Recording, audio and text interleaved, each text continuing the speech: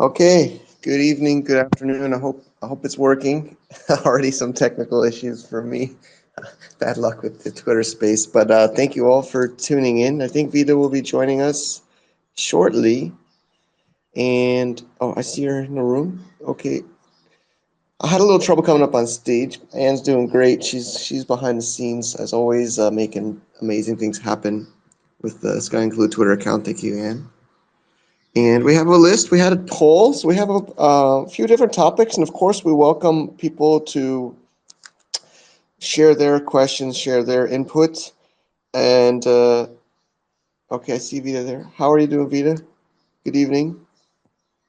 Good evening. How are you today? Doing great. I'm doing great. Awesome. Me too. Excited for the conversation. Yes, me too. And so I think, well, how have you been since? Actually, there's been a few updates for us. It was the last Twitter space where the committee started, and there's been a few sessions. I really appreciate your input and your contributions. How are you doing today?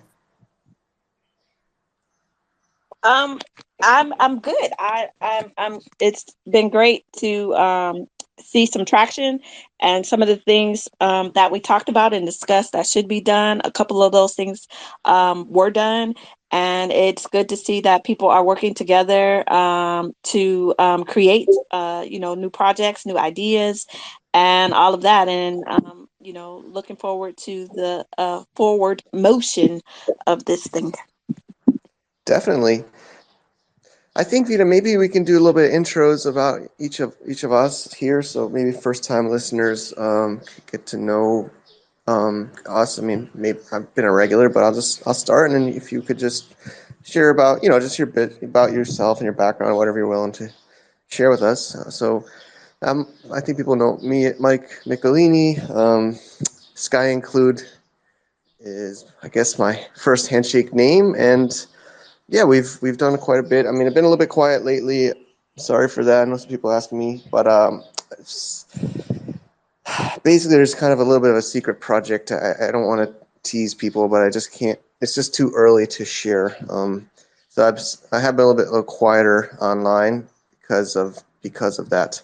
But um, but yeah, I put some videos out lately on the channel on the YouTube. You can find us on SkyInclude, and I made a little NFT collection with my kids' artwork this past weekend for Mother's Day, which was a fun little project. But that's me. I'm always learning, and try my best to help Handshake. How about you, Vita?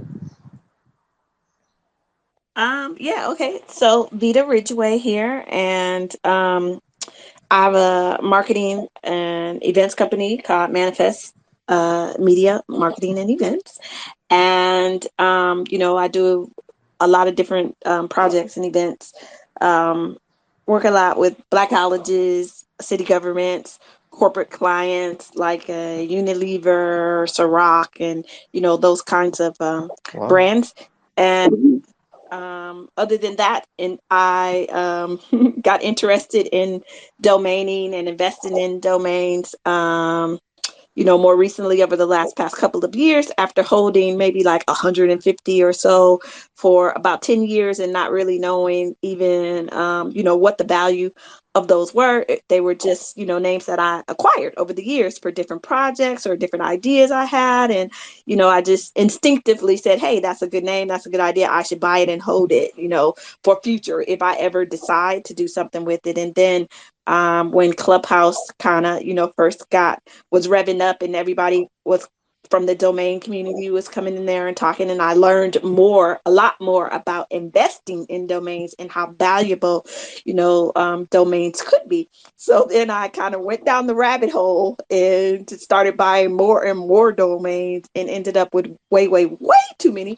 Now yeah, I still probably hold maybe 700 or so on the ICANN system. But so then after that and learning, more about that from an investor standpoint, I got really excited about Handshake when I learned about that and the prospect of owning your own TLD.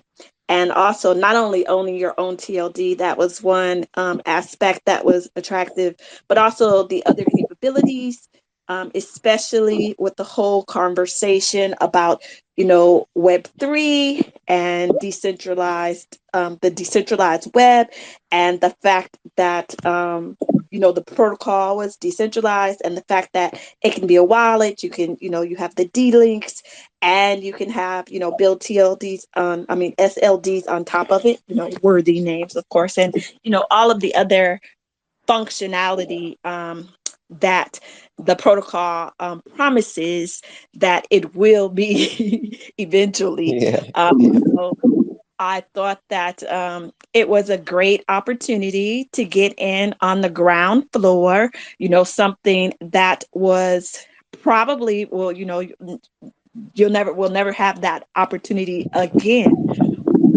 ICANN system, but this is something, once adoption happens for those of us that got in early, hopefully it'll turn out really well. So that's my handshake story.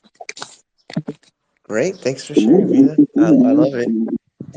Sorry, is there echo on my side? I hope it's not. I hear it, but am I echoing? No, I don't hear an echo. Okay, I have an echo, but anyway. So today's agenda, and of course we welcome anybody to raise their hand, and we'll be watching the Twitter space to allow people up on stage. We did a poll, which is a great idea, and we got we ran a poll on Twitter a couple days ago to ask people what topics they'd like to discuss, and 47 votes and 40% was top use cases to focus on. The second topic was 31% interested in HNS price after halving. The third one at 27% is marketing committee plans, and 0% was domains and renewal fees. Interesting. That was interesting to see. Just, always collecting data. And Nathan added one saying maybe a discussion on name extension hard fork. And there was some other comments about, of course, obviously it's depressing, to be honest, to look at the price right now. Well, I guess that's topic 2. So there's some comments about that. Nameshake also says lowering the bar to entry to getting Handshake domains. Can we pin this to the Twitter space? Is that possible? But maybe we'll start with the first one, top use cases. So, Vita, you're already talking about some of the use cases that interested you. The way I bucket the use cases, in my opinion, in 2 big buckets, and we've talked about these on Twitter spaces and clubhouses over the years. There's the digital identity, decentralized identity, or DID, which is like a wallet name and payment address. And I think the second one is, hosted websites, like decentralized websites. So I don't know if you have an opinion. Would you say those were kind of buckets, and at least in my mind, of use cases? Yeah. I think that the naming and the ID part of it, of course, it's really popular, especially because of even what was happening with ENS. And again, the ability to be able to build a community around a name, I think maybe is what a lot of folks are interested in. So, for instance, you just mentioned, you spent your weekend doing an NFT project with your kids. So, for instance, whatever, oftentimes if somebody's doing a project like that, what it could be a great possibility to be able to give everybody in that community, if it was a, say, 10,000 generative project or whatever, if everybody was able to get a name, if it was, ABC dot whatever, so it would be Vita.abc to identify, with that community, and also, the ability to then be able to hold that separate, in terms of, you know, having the capability to make that also be your crypto wallet for that specific project. I mean, those are some of the ideas, you know, and use cases that I heard people talking about early on. So, and also just, you know, the whole naming, all of the conversations happening around this becoming a, you know, an ID kind of economy. Yeah. Yeah, and then also the ability to build websites, and even without the .com. So another thing that, or the .anything that interested me was, you know, there's you could just use the name and you wouldn't have to put a .anything if you wanted to build a website on that, and especially since we're talking about you know, a lot of people believe that the shorter the name, the more value it has and all of that. So if you could eliminate the, I guess, what, the right of the dot? um, Yeah. yeah. So that was interesting as well. Just being able um, to build, yes, decentralized websites to match this new decentralized world that we're supposed to be entering. I guess for me, I think we're really in Web 2.5. True. So I just want to add to my NFT collection experiment with my kids. I built it on Stargaze. Um, I think I've mentioned them a few times. I, I'm I like them because they also use the dot stars handshake TLD. Um, Angry Mouse is actively building in that ecosystem, and they bridged to handshake. So if you look at the collection, again, I don't know how to link stuff on this Twitter space, but I used flamingo handshake dot stars as my username. So, which is a handshake name within the Stargaze protocol of Cosmos. So you would see if you looked at it, it was created by Flamingo Handshake Stars, and owners. Honestly, it's very popular in the Stargaze ecosystem. The .stars names, because they do work as wallet addresses. Well, I want to take myself back a little bit. I don't. It's still not fully integrated. I don't think in Kepler. I might be, it's even within the Cosmos ecosystem wallets, I don't think they've gotten the wallet integration working. But basically, they they're a handshake domain name. You can go to stargaze.zone/names, I believe. You have to, of course, use their native token stars to buy or sell. And but I mean, it's already a use case. Of course, maybe we can talk about the HNS price. We'll talk about that later. But of course, it doesn't really help the HNS price so much because it's like a bridge TLD into the Stargaze ecosystem, and all the revenue or proceeds goes to the Stargaze. They have some burn mechanism, I believe, or something. I'm not exactly sure the tokenomics of buying a name there, but it doesn't directly benefit Handshake, which I know a lot of people. I know a lot of people kind of how do I say, complain or criticize, even with the Ethereum, like Impervious. Even I believe I would love to hear. Also, we welcome anyone up on stage to share about these use cases. But I I feel like we're getting close to seeing the launch of the Namebase's decentralized naming solution, which I believe is on Optimism. I believe. Again, I always wonder why I cannot share, but I believe Aaron shared here on a Twitter space a month or two ago about using Optimism. So there are going to be these more and more use cases. It's just not directly on the Handshake protocol at an SLD level. So, I just want to, bring that up. Like when I made the NFT collection, I did use a Handshake name, Flamingo Handshake.stars, as my user ID. And that's my identity in that collection.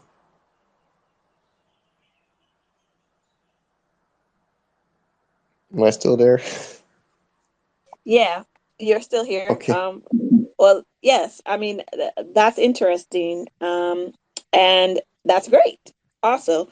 And I think that, you know, where we are now, or one of the things that, you know, we're talking about is exactly being able to kind of share that information out and share your experience with it so that more people may be open to trying to use that as a solution for what they're doing or know that it's even an option.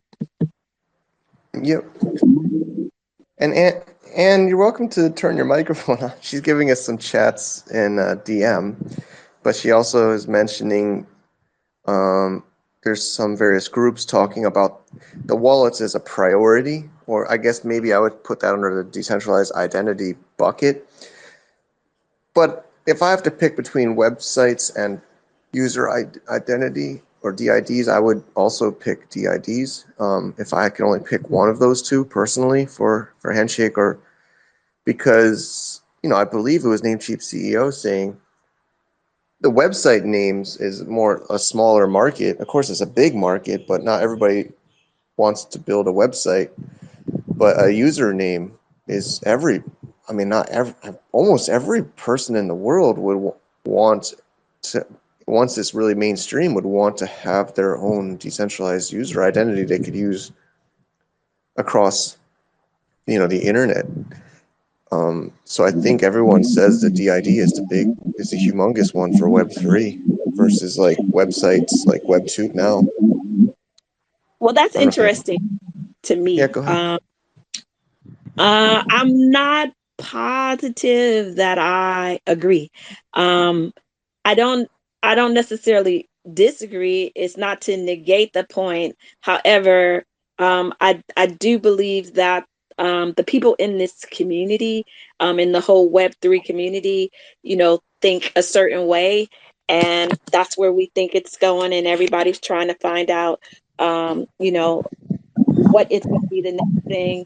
But the thing about it is that even if everybody does have an identity that is decentralized, that's connected to a wallet, and we go there eventually. I think that we're several years off from that.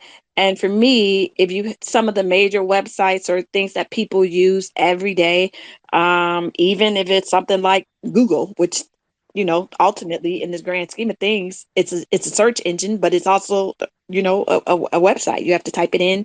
There's a URL or whatever, and literally probably billions of people go there every day. So if you're thinking about it that way, for me, in terms of duplicating what already exists and making it decentralized, meaning duplicating what already exists on the ICANN system. And I don't even necessarily mean what already exists and those people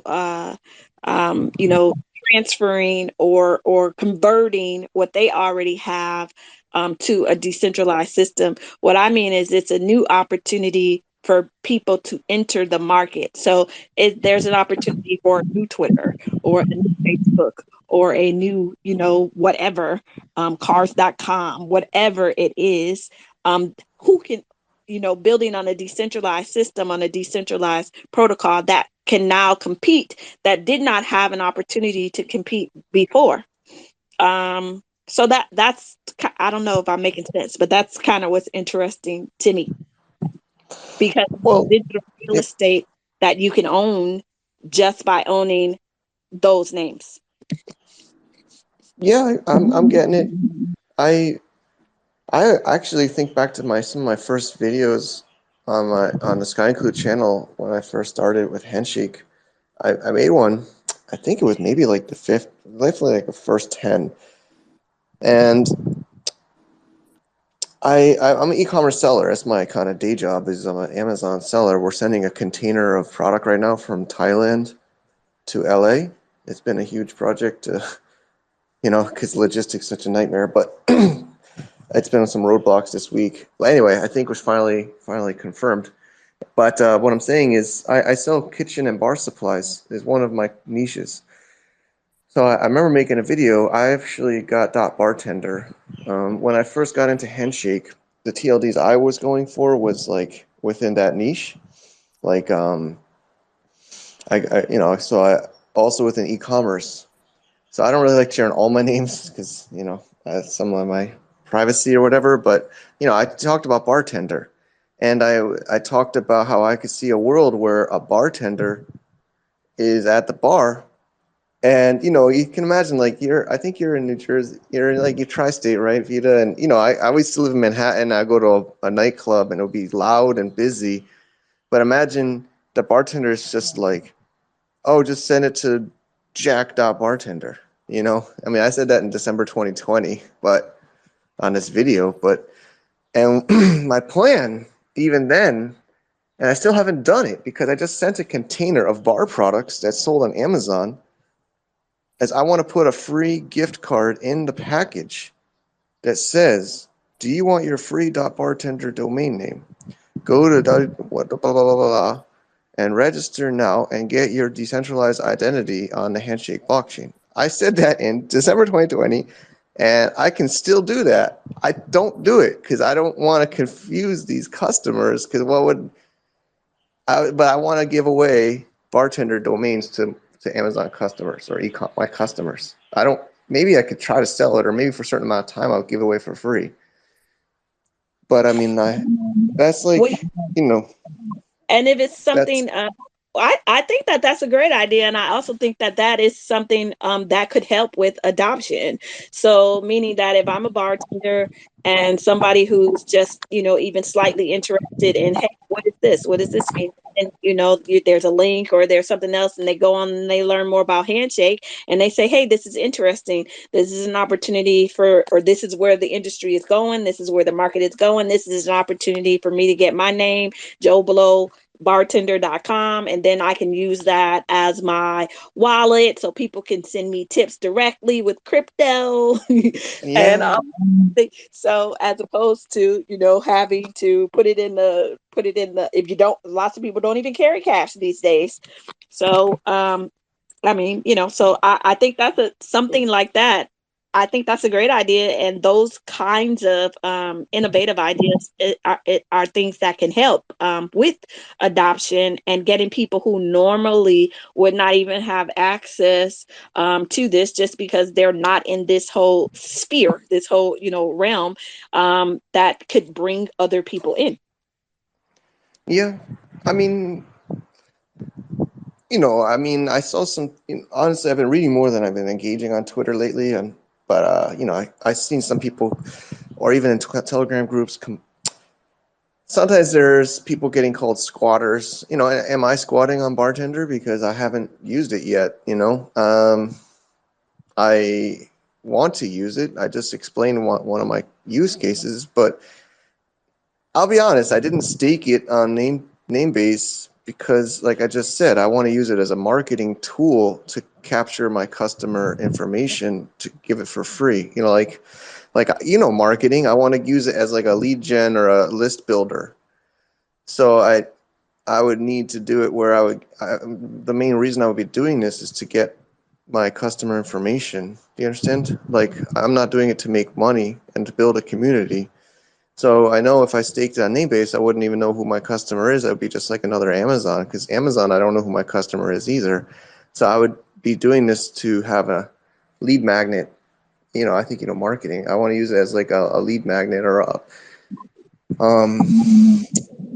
so I'm not a developer, so and I've tried to study HIP too. So all this wallet addresses, it's the second Handshake Improvement Protocol submitted, HIP-002. And we even threw some money in. I put in a little bit of myself, and we had it on a Twitter space like a year ago or so. And that Luke Burns, I think, is the one that did that. And it kind of works. I mean, and I tried to talk to Matt Zipkin about it. And a lot of these, what? One of the reasons about the wallet address problem, Vita, is privacy. A lot of people in Handshake are more about Bitcoin than Ethereum.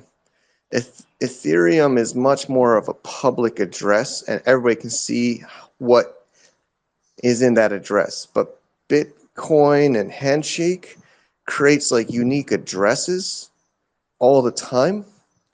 if you notice in Handshake, you go to a name base, you say receive HNS, you get a new address all the time. That's a feature on purpose for privacy of the owner. They're basically, Handshake was built like Bitcoin, and Bitcoin is much more about privacy.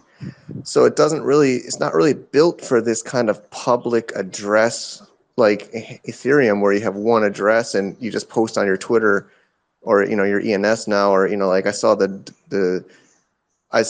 Ben.eth dude, right? And he's like, send money to Ben.eth, which is just a overlap of a OX Ethereum wallet address. But Bitcoiners, like, especially like, I don't want to put Matt Zipkin on the spot, but all the creators, most of the creators of Handshake are very privacy focused people, Bitcoiners. They're not about having a public address where I can just look up and see everything publicly, like how much he has, all his transactions. It was very much built for privacy, which kind of is going against what a wallet address is built for, because that's all about like totally public and transparent. So the HIP2, I still have to learn it, and I think it works in the Bob wallet's latest versions, but as a marketer, it's still complicated because you gotta kind of like host a file on the server of that. Also Sajin and I had a call with Rithvik, because Sajin's also more of a marketer.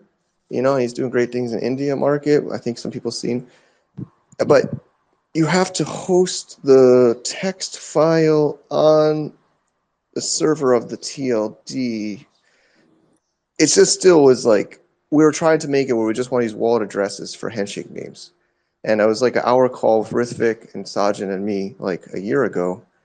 And I don't want to speak for Sajin or if he's here. I think he's early in India, but it was really complicated. Like we had to host every single SLD would need its own hosting solution to host somewhat of a text file for the wallet address. Because I think way HIP2 is built, and again, it kind of is also kind of allowing random addresses to be generated for each. It's not like a static address. It's always a different address, I believe. And again, I really apologize, and I try my best to study it, but this is one of the barriers, because there's the developer side and the privacy side, and then there's the marketers. The marketers are more, I think, a little bit more public, kind of less private, right? And also there's a little bit more centralization about hosting a HIP2 server, but there's this huge debate with developers saying that's not decentralized, because if you have like some kind of a server that everybody's using, then that could be, but I think a lot of Ethereum gives up a lot of Ethereum stuff gives up privacy and gives up decentralization a lot. But Handshake, a lot of the core developers and builders and founders don't want to give up privacy and decentralization. So I think that's kind of what I've noticed. And I think the marketing side of Handshake doesn't even know that conversation's brought up, but that's what's brought up a lot in these Handshake development groups. Well, at least I haven't been as active, but in the past, I was really trying to push through this like wallet address, but it's really about privacy and features and decentralization. Do you understand what kind of the two sides of that for the wallet address? I do. I understand, and I think Migs may have something to add to that. Yeah, please. I'm not looking at my phone. I'm just paranoid my Twitter space will crash on my app phone. So, yeah, if you or Ann could bring them up, we welcome everyone here. He's on stage, and also Alex. Oh, great. Thank you. Thank you. Daniel.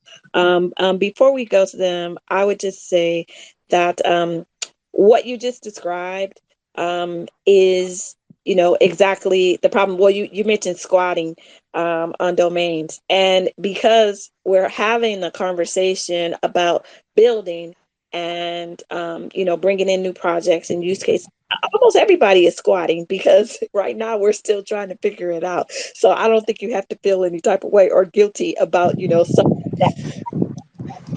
I'm just saying that because I'm just trying to speak. I mean, it's how I sometimes feel, but I mean, I've seen that in the community too, and I've seen some people pushing for saying calling people squatters, and I've, of course, there's always random anonymous people, and I've gotten a little bit thicker skin, but they're not saying it to me, but I've seen it said to others, and I've seen others defending it, saying, well, what can I do with it? I want to build on it, but I'm not a developer. I need more things to give me something that I can somewhat easily as a marketer, non-developer use. I think that's kind of what I've seen as a response Yes. to that. Okay. Awesome. So let's go to Mig's machine. Nice. Hey everybody. Hey Alex, What's up, I'm buddy? gonna go ahead and share something that Namebase already shared, but I saw it in my account, and I don't know if I know what he's talking about it. But the tracker for sending to your Bob wallet or sending it to FX, sending it offline, when you go to transfer on Namebase, I now see the pretty dope external transfer dot, which I think it's pretty cool. If nobody else has checked that out, you should definitely transfers out Namebase. I'll let Thank you. Alex speak to that. Has anyone else seen it? Like, can I get an emoji? Something? Throw in somebody? Great. Alex? Yeah, Yeah, Vida, do you mind just muting yourself? Sorry. I think it's coming from your side, the feedback. Me? Oh, Vita. Yeah, that's better. Yeah, we are going to announce that next week, actually. But it's out, basically, the new transfers page. Okay. I Yeah. have like a normal consumer account. I don't know. Sorry, I checked like multiples to make sure it wasn't just like a weird thing. But all right. Well, No, it's out. It's out. okay. All right. I was like, you guys posted about it a few weeks ago. But it was pretty cool because it went retro. But I guess I'll shut up on that now. In the spirit of just sharing what we think, you guys talked about a lot of stuff.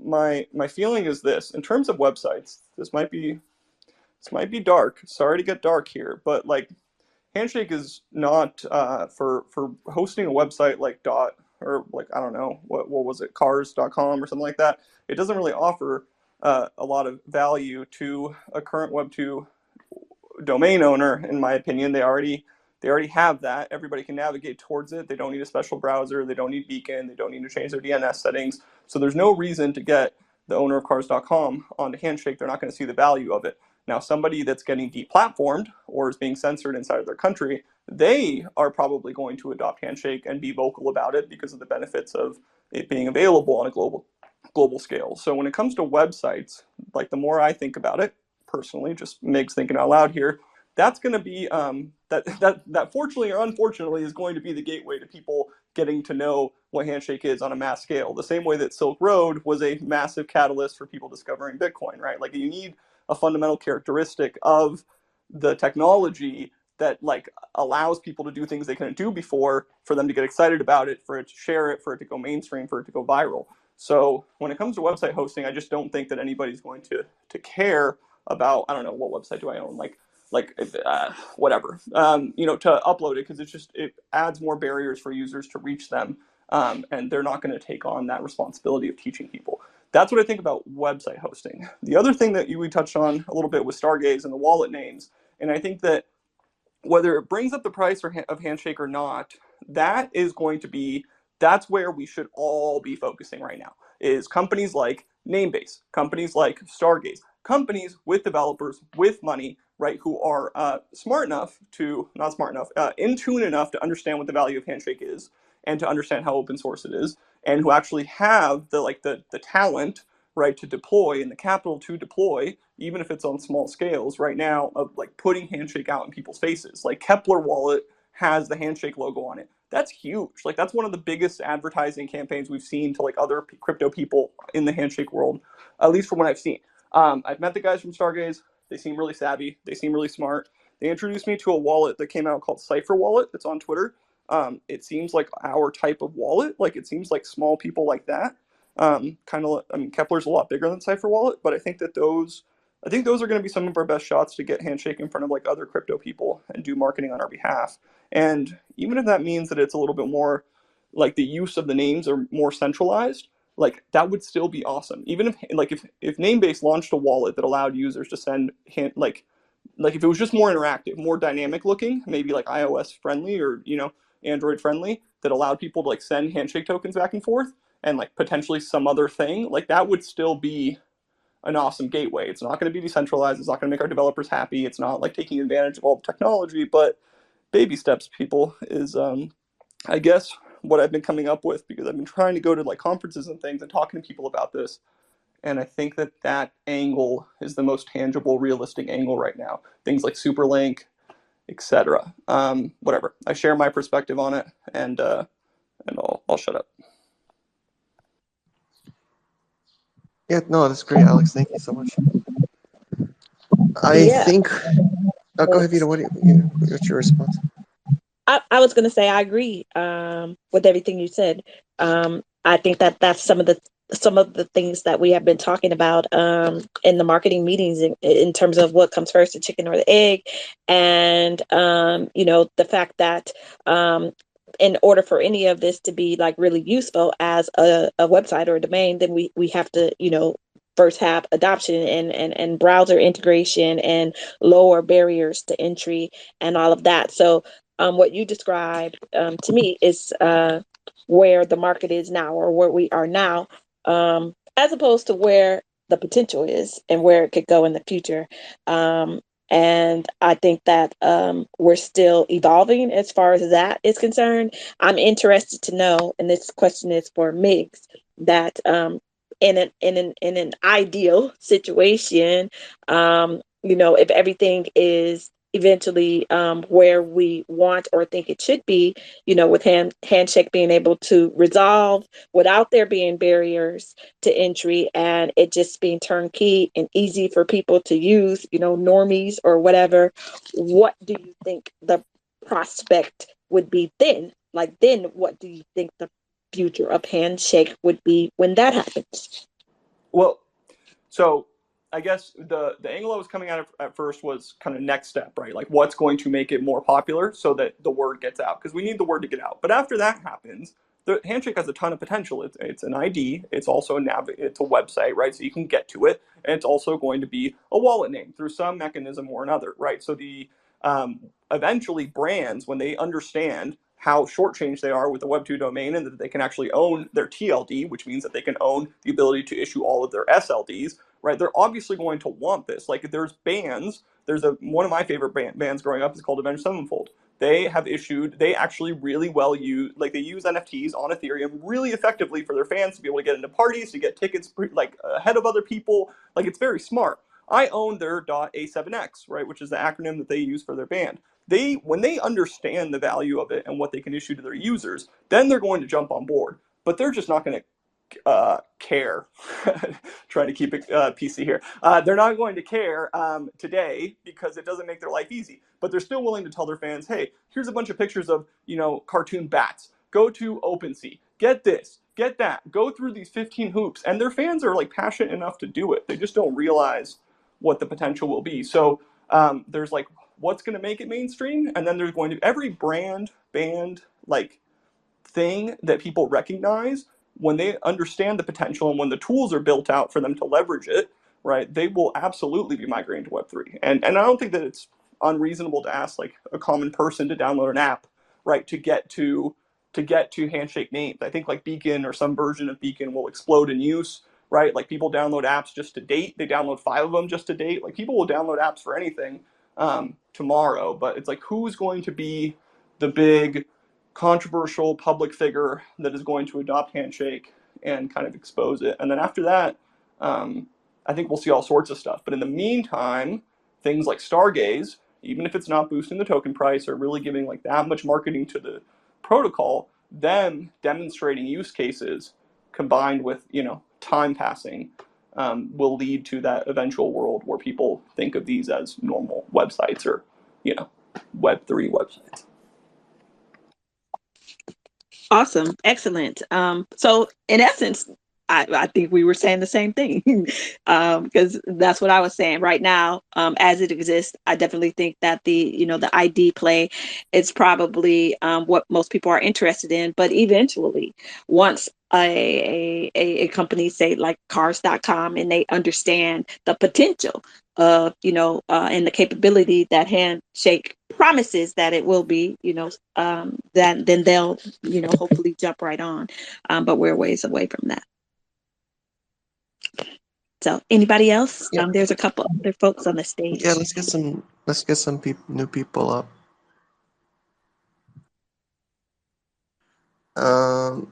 Alex, did you want to share? I mean, Daniel, I think might have something. Maybe we can save his for later, unless. Yeah, I think it's Alex on. has got his hand up, right? Like, Yeah. Okay. Alex looks has his like. hand up. Go ahead, Alex. Hey everyone. Also excited to be up here, and I just wanted to share two things. So one in regards to what Mick said, and the other is about at least what my vision for use cases in terms of Handshake will be. So regarding the name-based transfers page, yeah, that's a new feature we launched. We didn't make it public yet, but we will eventually put a tweet about it, which essentially shows the domains you gifted or pushed from one name-based account to another, and external transfers as well. That is live right now, so it's live for everybody. So it's natural that you saw that, and thank you for recognizing it. In regards to HNS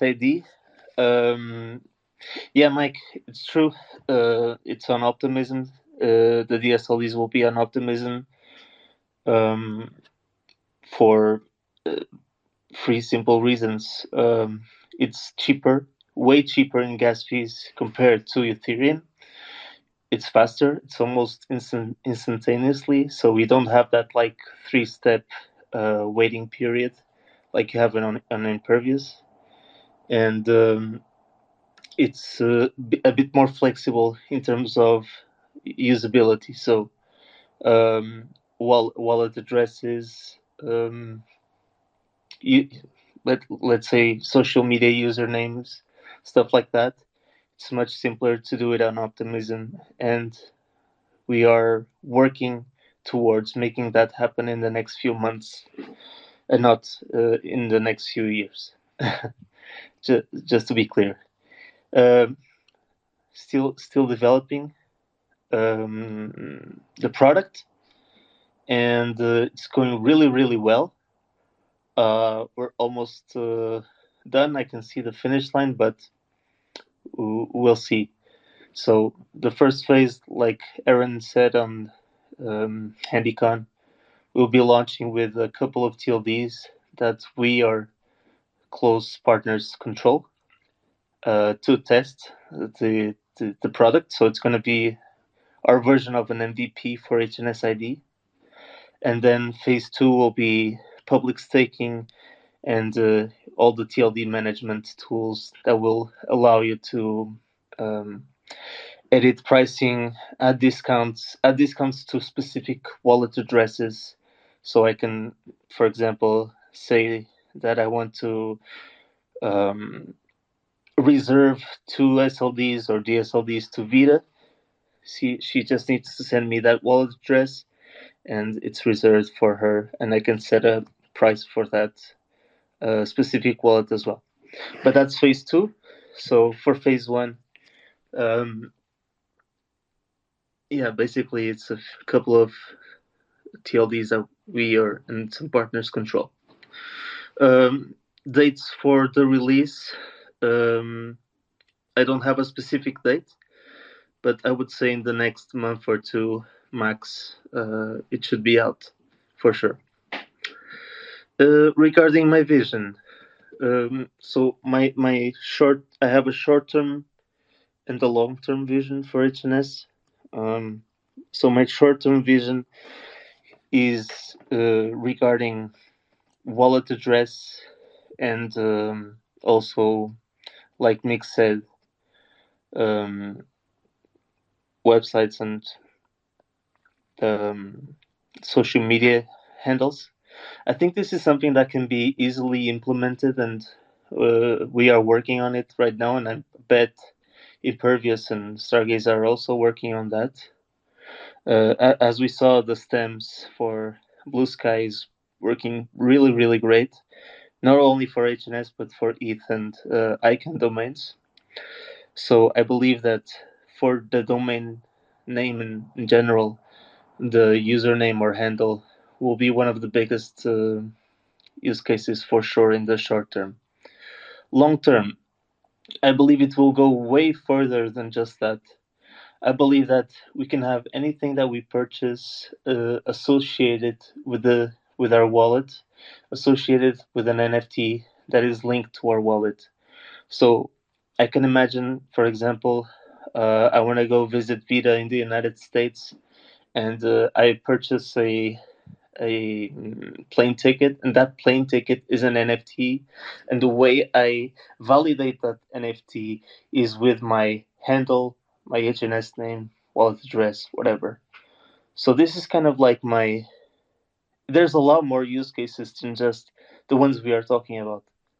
I think that it can go way beyond um, the simple use case of wallet address. Identity is a much broader thing that we can explore and eventually reach out to gain mass user adoption. Because the thing I see is most of my friends don't even have a website. They don't own a domain, but they all have social medias, and they all buy tickets to concerts and buy tickets to um, they buy tickets to fly out wherever. And this is more of a, I guess, broader way to get people into the space.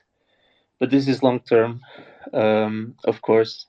And I think that by having core developers, having the vision, and also contributing to these type of projects, we'll be able to reach much further than what we are imagining right now. And this can be with any type of decentralized solution. But of course, my preference is Handshake, as I assume all of you as well. So yeah, that's what I wanted to share. Awesome. Thanks, Alex. Yeah, I have similar visions. I know a lot of people, I think of me as NFTs are stupid, but to me, NFT is anything that's not fungible, anything that, fungible is, even these domains are TLDs or NFTs. Anything that's just not somewhat commodity or equal. And yeah, I see the same vision where any kind of asset we buy would be an NFT. That would be a receipt. It's just basically a proof of ownership of something that's not standard, whether it's a house, a car, an airplane ticket, an event ticket, and then that person actually owns it. So I'm always trying to experiment. So I'm also having a conference in November here for the e-commerce community called Cross Border Summit in Thailand, and we sold some NFTs back in 2021 during COVID, and it represented a ticket to this next cross-border summit. I didn't know it would take 2 or 3 years, but it's a little bit more manual because I don't think they know how to do it. So we had to email those people to redeem it for the ticket. Kind of just reminded me, to be honest. It's just 2 or 3, but I have to go and tell them that they get a free ticket to this event because they bought those NFTs. But yeah, I can see that world. And then yeah, like your user identity, your domain name is yours. It's not like, again, I never got back. Just so some of you, actually, I really appreciate a few of you reached out to me that had ideas to fix my Instagram. I still don't have the Global from Asia Instagram. It's still lost or frozen. They said stop trying to get it back from Meta. But I mean, that was like, I actually really hurt us because we use that for marketing our event.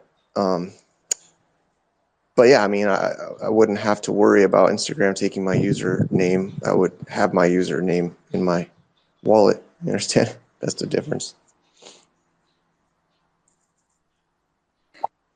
I really I really like also what you said, Alex, especially about, the example you used with the plane ticket and the NFT. And it's one of my pet peeves. It irritates me that, especially on Twitter, the way that we talk about NFTs as if it is synonymous with art. When it isn't, it literally just means non-fungible token, and anything. There's just way, way more use cases, business, real world business use cases, like what you just described, for NFTs. Okay, great. So I think maybe we can check the box on our first topic, which is a big topic of top use cases. That was the #1 voted poll. The second one I'm not looking forward to talking to, but I don't think we should spend so much time. But of course, I think a lot of people are confused or disappointed with the price of Handshake after the halving. I don't know if anybody here wants to speak on that. I was corrected by Steven in a telegram. I had some impression potentially that miners had to sell more to. He corrected me, Steve Mackey, but I don't really know the reason. So, nobody, if anybody knew the reason, the crystal ball, but it's a topic that was voted high. I don't know if anybody, or Daniel, you want to have a comment on that? Yeah, the price is not a real price because there's no volume. So what's happening is, like, if there's no volume, it's an indicative price. So there's actually, the bigger problem is not the price of Handshake. The bigger problem is that you've got coin holders with large amounts of coins just holding on to those coins, not creating any liquidity in the market. So they're not buying and selling those coins. They're just holding onto those coins, waiting for a spike, then they're going to sell them. So that's what they're doing. So they're not. So there's no one participating in the buying and selling process of the market. And so what happens is if you look at the Handshake has gone down like 30% in the last month or something, 70% on the year, 75% on the year. So that's 1% a day. I mean, that's, which seems a large amount, but it's not exactly a dump. It's just that there's no. So what there is, you got $30,000 of volume or whatever it is. You had 45, now it's 30, and that's just slow slippage in the price. So actually, the price has, because if I went into that market and I put a 50 million coin order, a buy order on that market now, because I felt like buying, whatever that would be, $500,000 or $1 million worth, right? So I put $1 million USDT or Bitcoin on a buy order. That price would suddenly rocket. If I just tried to buy it all off the market, I just want to pay market price, right? I want to pay $1 million, I'll pay market price. That price in no time would be well over 40, 50 cents. So no one's creating any volume. So this has a similar sort of feel to when you were talking about the squatting of TLDs. There's a lot of squatting on coins, squatting on TLDs. I mean, you can call it squatting or you can call it holding. Not that that's in any way criticism of the holders, because what are the holders meant to do?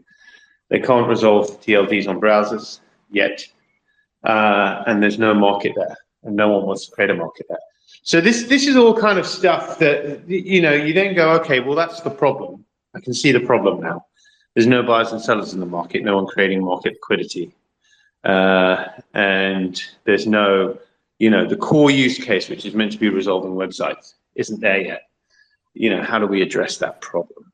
So, you've got to then go, all right, what do we need in daily liquidity on Handshake? 20, 30, $40 million? That would be good, right? Something like Casper, yeah? Like a real market-making program where there's lots of buying and selling every day in the market, so the price isn't just indicative, it's actually a meaningful price. So if I have I think you're looking at it too much as like Handshake as a coin, and if it were just like Bitcoin or something, what you're saying would make sense. But I think the real problem is that the use case of Handshake isn't being used. nobody is making websites. Nobody is using the things that even exist. I mean, if you think of H&S chat, everybody's sitting on fucking Discord when we have H&S chat. Like, I'm not saying that because I made it. I'm saying it because we should be using our own shit. We should be making more shit for us to use and bringing new people in to use these handshake-related things.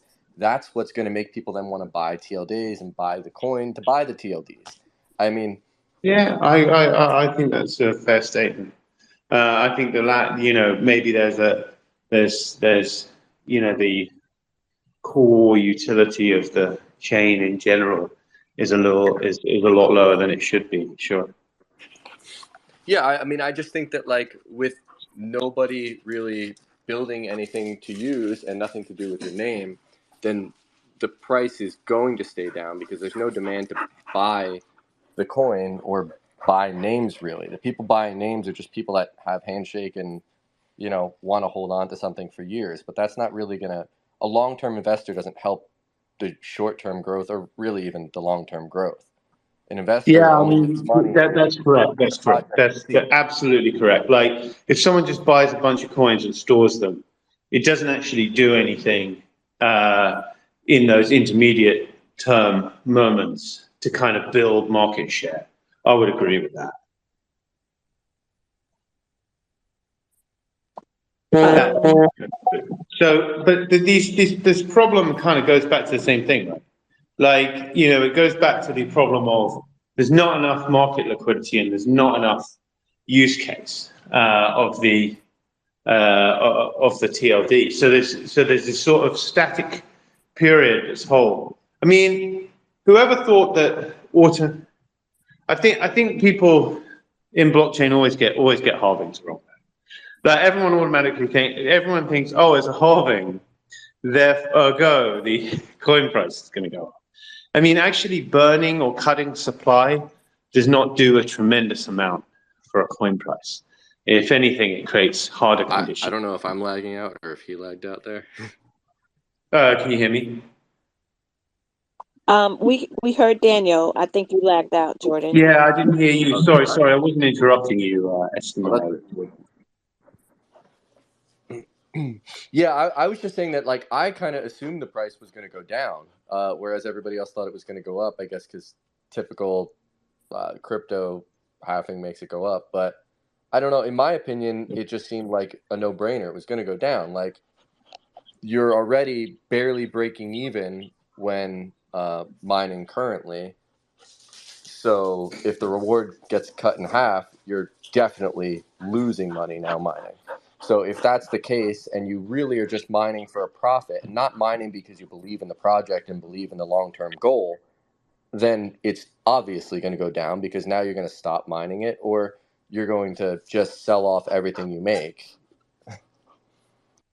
Yeah, I mean, it takes some time for the market to adjust to a halving anyway, doesn't it? Because of that reason. So it's kind of usual that there is a bit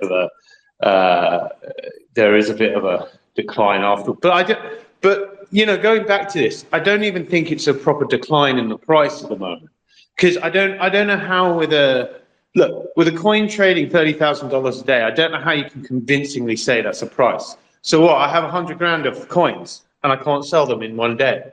Then that's not a price. Like, there's no market there. There's no buy side. So you've got to create that buy side. Like, you have to create, $10, $20 million a day of buy side, and then you can say, okay, there's a price here, because $100,000 is not a large high net worth investment. And so if somebody wants to, get rid of that kind of amount, or 3 people in a day want to get rid of that kind of amount, they can't. So, I'm not sure whether... Well, they probably could. They probably could if they put it up for sale. Someone would buy it, because those buy orders are waiting in the market. I mean, I've had people come to me and say, look, I want to buy like X number of $100,000. Do you know where I can get it? But no one's selling Handshake. So there's no supply for anyone. There are people who want to buy huge chunks of this at this price, but there's no sellers on that market. It's a weird problem. It's not actually a problem. It's a problem that needs a solution, but not a problem that's a headache. That's what I'm trying to say.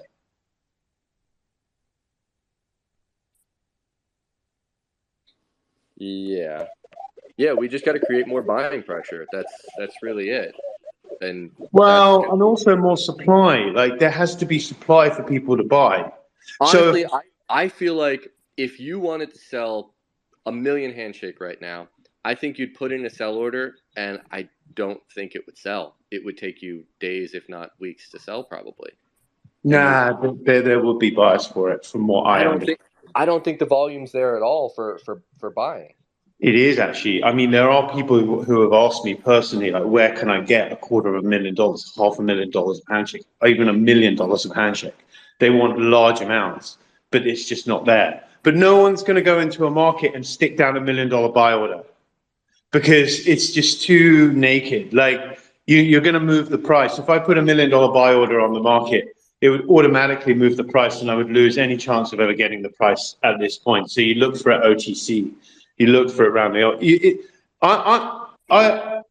I understand if you think I'm a little bit skeptical about that. Even I was a little bit skeptical about that. I'm just telling you, like, from my personal interactions with people, there seems to be a lot of off-market demand for large amounts of Handshake coins, which I found surprising. I would actually like to buy some Handshake right now, but I don't even know where to get it because with Bittrex shutting down and stuff like that, Yeah.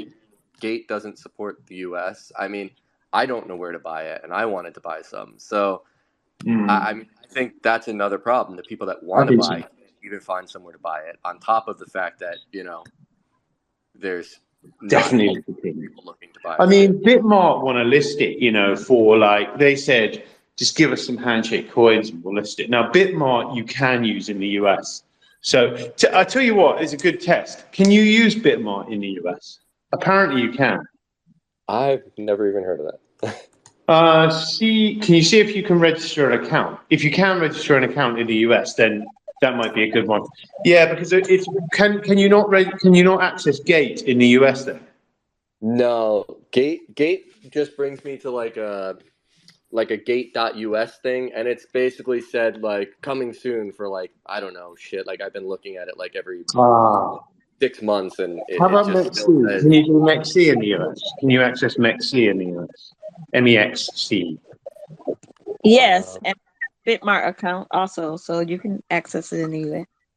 So MEXC you can probably buy off, which is an all right exchange. Like it's pretty good.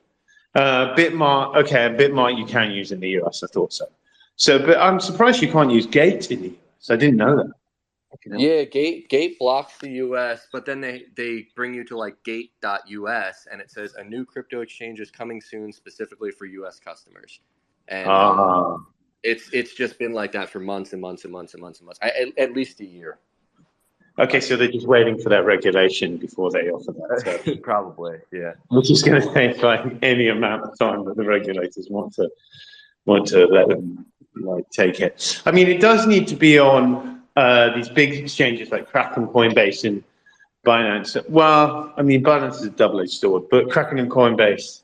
If it was on Kraken and Coinbase, then that would add some extra trust to the whole project in general.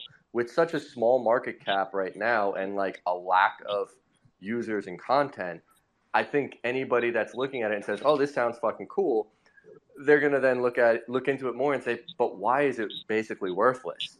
If you think of there's roughly 11 million names and a market cap of like probably now less than 11 million, you're talking like $1 per name. That is ridiculous. There's obviously names worth way more than $1, but that's really low when you divide it by the amount of names. Well, the vast majority of names. So TLDs. One question that I see a lot of people ask is, what's better, buy the HNS coin or buy the TLDs? And I always say, like, the vast majority, 99% of TLDs will be worthless and absolutely worthless. And 1 or 2 of them will be worth such an enormous amount of money. You'll never be able to make that kind of money just buying Handshake and holding it. However, for the vast majority of people, the coin is a very good way to be able to have that balanced compromise, right? That's what I think is clever about it. Like, if you're a marketing expert, You know, you can buy a TLD, really do a clever marketing campaign, get some, I don't know, niche community on it, and start selling lots of TLDs and make shitloads of money. Or if you're a good investor, you can speculate on a particularly good TLD, offer it out there with the right partners, and make, limitless sums.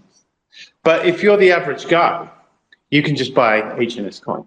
So there's something there for everybody. And, I think that's, maybe not clear in people's minds. They sort of wonder, what am I buying Handshake for? Well, you're buying Handshake because you're not a great marketer and you're not going to put the time and energy to roll out a multi-billion-dollar TLD solution. And then 3, because you may not have the money to buy the TLD. Right? When I first started buying Handshake domains, it was just under 50 cents. And then we were in a bull market. Bitcoin went all the way up to 60K, and then Handshake was up to about 80 cents.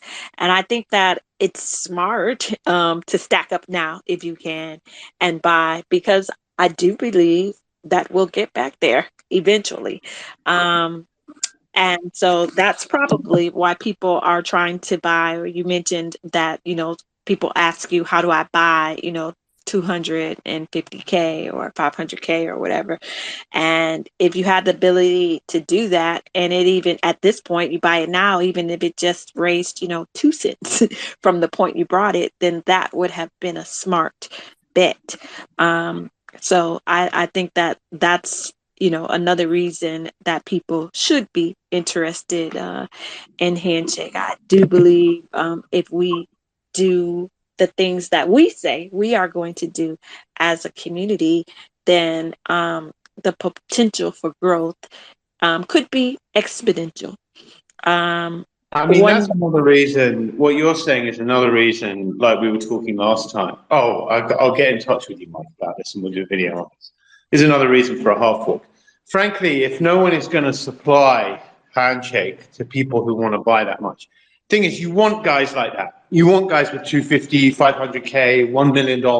You want the more the merrier, because those guys, once they have that position, will make a huge effort to roll the thing out, even without, any kind of formal process. They'll just bring other people in. Anyone would. So you want those guys in.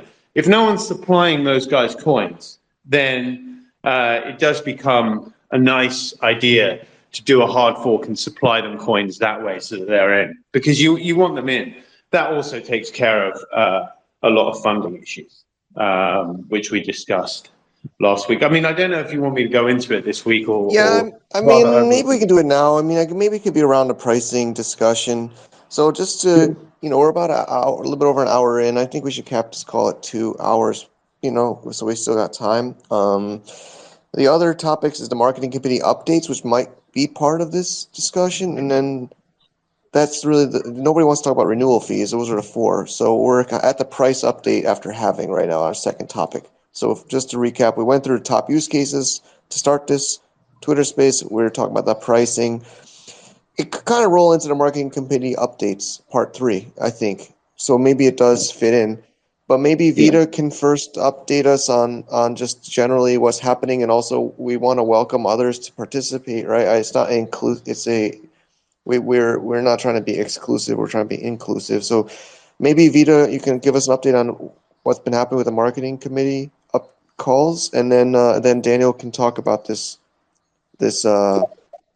proposal he's been working on. Sure. With regard to the 2 calls that we've had thus far, actually, I think, was it 3? But we, keep having this conversation about what comes first, the chicken or the egg. And basically, we know that we have to build, but we also have to market. And I think that, the consensus was we would do that simultaneously, and have committees, some folks that might be focused on developing, and other committees focused on marketing. And even within the marketing committee, there could be subcommittees. So there could be, a group of people that were focused on design, and then a group of people that were focused on distribution. Once that content is created, there could be another subcommittee that is focused on press and publicity, and writing press releases and pitching tech press, and all of those different things, and basically getting together to come up with a schedule and a rollout of when and how these different things would happen, as well as creating priorities around the whole halving situation. How do you say that? Sunjan? Help me out. I say Sajin. I might also not be. Okay, Sajid, he so graciously wrote a press release about that. I'm not positive exactly, how far and why that got distributed, but the fact that it happened was great, which means that, we were kind of trying to stay on task and get some of the things done out of the way that we said that we would do. I think that we of course, have to get more consistent.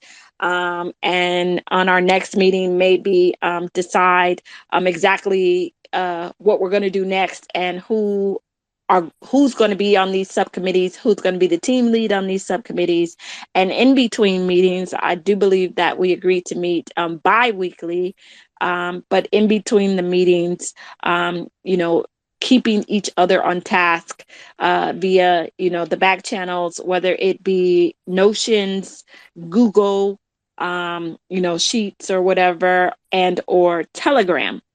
And since we're talking about Telegram, I just wanted to mention with Jordan's point that he talked about HNS chat and the fact that, we have that tool and nobody is really using it.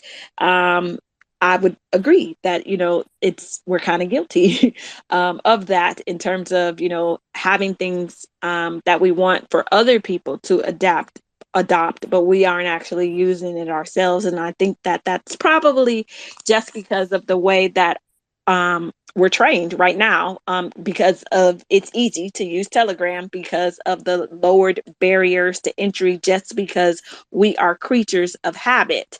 But if we had a reason to use HNS chat, which we do, and to bring other people into, then maybe we should at least talk about or think about how we can use that. But those are some of the things that have gone on with the marketing. That's all I would like to say all. it is also like really easy to use now too, like given that like you can use like a .hns chat SLD, like you don't need to do anything at all, so you don't even need a TLD to use it. So that's one thing I should mention. Did you build it? I really like it, actually. It is really easy to use. Like you just sign in, basically. Yeah, I made this was the first thing I made when I got into Handshake. It's really cool. It was Johnny Woo's idea. Yeah, it's a really cool idea. Like and it is really easy to use. You just literally go onto. I don't think people know how easy to use it is actually. You just go to the webpage and you can get a great.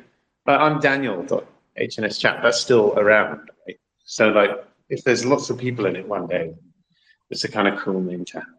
So everyone who has Handshake should really go in and just put their name in. Get one now. Yeah, no, we really appreciate it. And yeah, I have to kind of revisit it myself. Maybe I can make a new little SkyInclude video with some of the updates. It's been a while since I've talked about it. And then, but yeah, back to the marketing committee. Yeah, I just want to make sure people know they're welcomed. I mean, maybe Anne or the SkyInclude account you could talk to, or of course me. But Vita, we're trying to figure out the frequency and the format of the calls. But I think it's every 2 weeks. I'm not sure, called bi-weekly, bi-monthly, but I think we're trying to do it every couple of weeks. And I think we have a more Europe time zone friendly time. I believe it's 8 p.m. China, which is GMT plus 8. I think it's exactly noon GMT plus 0 on Tuesday, every other Tuesday. So I think maybe next week we have one scheduled, and I think we're trying to figure out what type of platform. I know it would be cool if HNS chat worked for video call or voice call, but we're trying different calls. I just haven't put time into it right now. I've been working on the.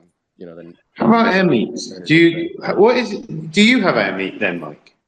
Like, that's a really nice platform. Yeah, I feel like I haven't been as active on AppSumo, but that was like one of the best AppSumo deals I ever got. Yeah, it's such a cool app. Like with the backstage. We can set that up. Yeah, I mean, we've gotten to learn how it works pretty well in our and our team, but we could of course do it on AirMeet too. But I think we haven't confirmed exactly which platform to use for next week's call. But I just want to make sure we know people are welcome to join. I don't want people to feel like it's like exclusive club or something. If you're listening to this and want to participate, just try to reach out. And then I like Vito. We really want to try to set up subcommittees because I think it's almost, I don't want to say too big, but maybe we can have people that want to focus on a specific part of the marketing or the initiative, like website or design or content or other things. And I think one big we had the last call was a lot of it was talking about what I think Daniel would like. It would be great for Daniel to share. Daniel, do you want to share it now? I think is a good time to share that. Yeah, absolutely. Idea. I wrote a proposal on this, and I've been meaning to send it over. Sorry, I've got really busy last week. So, like, if you look at all of the frustration and the problems with Handshake at the moment, it all boils down to a few things that, because of the nature of the way the project was launched, are never really allowed to be given, in my mind, a full discussion. For a start, there's the issue of the brand names that are locked up, and whether they should be continued to be locked up for a longer period of time. I think Andrew Lee, one of the founders, said at the Honeycomb conference that they probably should be. That would require a hard fork in order to extend them, I think, but I may be mistaken. Someone can tell me if I'm mistaken. But if it does require a hard fork, then that creates an opportunity. Even if it doesn't require a hard fork, it's still an opportunity that should be considered. It's just another reason if there is. So a lack of funding, because when people say like, why Handshake is the technologically most sophisticated Web3 solution, for these domains. I think that's true. I mean, it's more, well, I know that's true. It's more sophisticated than UD. It's more sophisticated than ENS. Just on a pure technological level because it resolves from the root.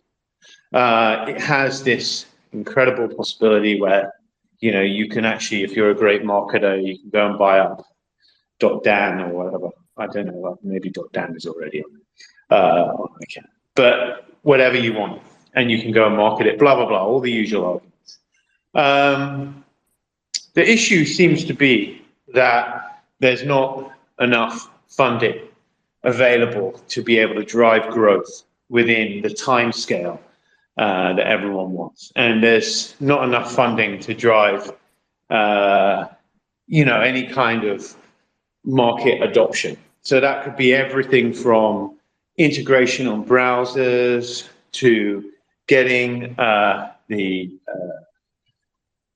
Handshake solution all over the media and in the face of everyone who's in blockchain every single day, right up to whether there's more liquidity in the market, getting it on these massive exchanges and being able to negotiate there. Everything comes down to this central problem. Another problem which has been identified by people who are big holders, and I'm speaking not my own opinion, I'm telling you what I've heard from people who have bought everywhere, you know, from about 80, 50, 40 cents right down. They bought hundreds of thousands or millions of dollars a Handshake. Is that there's no core leadership in process that is kind of driving this into being, and that needs to be there, at least for a bit, if the thing is going to properly scale. Because this, as beautiful as the community decentralization is, it's not a very efficient way of driving a result. And I think you do have to, when we talk about this, I know that Handshake is a hard, what I call, you know, I mean, blockchain is a bit political, isn't it? There's everything from the very, it's almost like a political spectrum. It's everything from the very right-wing type, if you like, which is, fuck it, let's just centralize it and make it, you know, a big thing like XRP, through to the very left-wing. That's how I think of it anyway, which is pure decentralization at an absolute maximum level, which would be Bitcoin. So there's XRP and Bitcoin, two different ways. There is a way in between. I mean, I think that the most important thing is the solution is technologically decentralized, and that's the only thing that matters. So it is already technologically decentralized. So, you know, when you're talking about community decentralization, that can be a discussion that is almost kind of an evolving discussion that happens over time. For now, whether Handshake is mature enough to be fully community decentralized, I think the results kind of speak for themselves over the past 4 years. So to have a foundation, and I'll say here openly up front, I say it every time, I have no desire to ever be on a foundation of Handshake. So in proposing this, I'm proposing it as someone who's just, you know, a holder of Handshake who's talking to big holders of Handshake and exchanges and TLD owners and marketers and things like that, and really relaying, you know, really kind of being a spokesperson as opposed to, you know, personally invested in this hard fork idea. The consensus is that with a really high quality, and there are a number of high quality individuals in the Handshake community. There are, you know, some very special people who have put a lot of time and effort into this solution over the past 4 years and are very credible, but they're not empowered to actually do anything. You know, they're not empowered to negotiate with browsers in a meaningful way. They're not empowered to make decisions when it comes to how to allocate a marketing budget so that, you know, it's in the face of everyone every single day. They're not empowered to negotiate with exchanges in a meaningful way where the exchange feels, all right, you know, we've got a deal here. Coinbase thinks we've got a deal here. This looks good. We know the volume's going to be this. We know there's going to be this many people. We know who to call. So those individuals who have put, I think they would have to be people who put a substantial amount of the last, if not all of the last 4 years into playing a part in Handshake in some way, unless some complete outsiders with, you know, high credibility levels wanted to be invited on, would form a sort of committee on a foundation. And what you would do is hard fork it, because there's that 600-700 million coins that are locked up at the moment, and they're all due to be dispersed out to GitHub holders and various other. They're the airdrop coins, and they're never going to be released. They're never going. Effectively, they're going to be burnt. So burning is one option. Burning is not an effective way to get a coin price up, because it's just as easy. If I'm going to burn 700 million, why don't I just keep it off the market?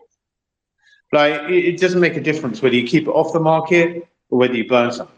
It's also, Handshake doesn't have a problem where there's an oversupply of Handshake coins. Like, that's not a problem. Like I say, if I go into the market and I want to buy 10 million Handshake, I can't do that. So there's basically not a supply there because people are just holding on. So one idea is to form a foundation, put a committee in place with really respectable people, which we've got, do a capital raise. We can go back to all the same VCs, actually. I mean, with this price down, we could do a capital raise at 5 cents or something, which means sell off some of those coins. Not all of them, some of them. Maybe 200 billion coins or something like that out of the 600-700. Raise some cash, maybe do it at 5 cents. Don't know. I mean, that would have to be up for discussion. We'd have to look at the market and see. I mean, realistically, if the foundation had any sort of cash and allocated it towards market making, that coin price is going to be like 30 cents immediately following such a hard fork. Because they're just going to be buying it off the market. If that foundation said, all right, yeah, we'll put 30 grand a day just to buy off the market, the coin price is going to be like over 50 cents immediately. So, because there's not that kind of buying, it's just buying. We just want to buy back the Handshake coins. That's one of the things we want to do. If the foundation said that with cash, here's a bunch of USDT market maker, big, prestigious market maker, trustworthy market maker, regulated market maker. There's a bunch of cash, just buy that every single day, buy up this much. Then, yeah, the coin price would be sustaining well above 50 cents in no time. So we'd want to think about the price. I mean, you don't want to offer it too cheap. So, but that would put cash into a foundation that was there for marketing, integrations, market making, advertising, all this kind of stuff. It put high quality guys there. And that's a big thing for people. I mean, blockchain assets are an investment. They're not a security, but they are an investment. They're not a claim on assets or income, but they are an investment like a diamond, like a gem, whatever, right? Similar type of thing, like a commodity or whatever. It's not specifically a commodity because it's not used in a commodity function, but it's like a digital, somewhere between a commodity and cash, really. And so, people do, when they make that decision, look at how solid is this kind of project in terms of being coherent, having a coherent, scalable plan in place. And I think at the moment, for a lot of investors, they feel this technology is incredible. This opportunity at this price is incredible. What's not incredible is I can't really see where it's going and how it's going to get there, because I can't talk to anyone. I can come on, an investor might think I can come on a spaces like this, or I can come on one of the chats, but I don't really see anyone kind of, I don't see a bunch of people who would be the point, go to people for that, who are being appropriately compensated for that, who have incentive in that, who have upside incentive in that. These things are important. I mean, they are absolutely fundamentally important to the growth of anything. You will never achieve market scale if, even Bitcoin, you'll never achieve market scale unless you have a bunch of people who are appropriately empowered and incentivized to deliver solutions. This is an economic fact.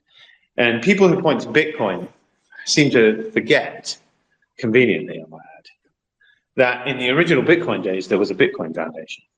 So it's not necessarily saying that the Handshake Foundation has to be there forever. I mean, one investor put it to me like this: decentralization is a process. And I think that's true. It's a process by which it happens. So it's not, you just put something out there into the ether and you hope for the best, and you hope that participants come in. The problem with having the current model in place is you've got a lot of voices who really have no skin in the game.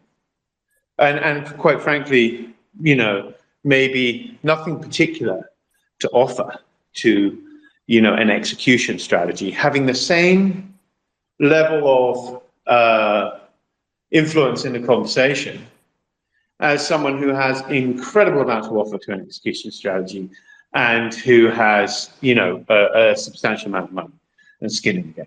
And I think that creates a disalignment. So the opportunity here would be to hard fork it, to put those coins in a foundation, sell some of them off to investors, so some investors can get in cheap now, raise a few $1 million.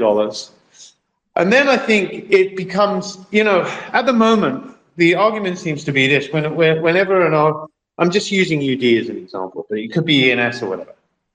There always seems to be this sort of back and forth that goes, yeah, but we've got to be really careful about UD, which is true, because UD is now on Brave browsers, resolving. We've got to be really careful about UD, there's going to be collisions and da-da-da-da-da. And then you get the Handshake guys saying, yeah, but Handshake is the technologically superior solution. And then you get the UD guys saying, haha, yeah, well, we got a foundation. Well, we got a company, actually, a for-profit company with $67 million in it, so fuck you. Right? That's how those conversations go. So if the next retort is, well, we have a decentralized foundation with really some of the best quality people at blockchain sitting on it, and this many $1 million in it, then I don't see where the retort is. We've got the people, we've got the human capital, these great, fantastic, talented people who have dedicated huge amounts of time and effort and resources and energy to propagating the solution and frankly keeping it alive over the last 4 years and keeping it there, as it faced the headwind, right? You've got a bunch of coins that can be unlocked. Some can be sold back to the VCs at a cheaper price now. Deal can be done, and to other people. There's millions of dollars that wants to come into Handshake, and a proper marketing effort could be rolled out in that place.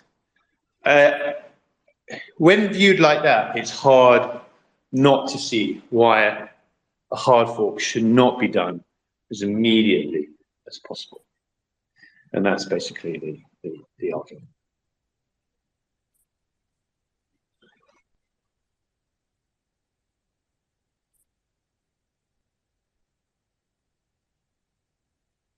Is that good?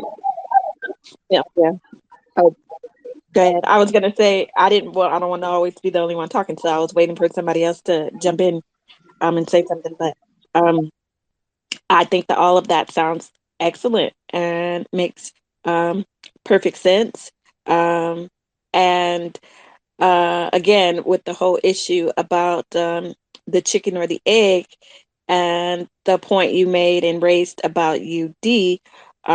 They don't have the superior, technology and protocol. And for them, it was, so what?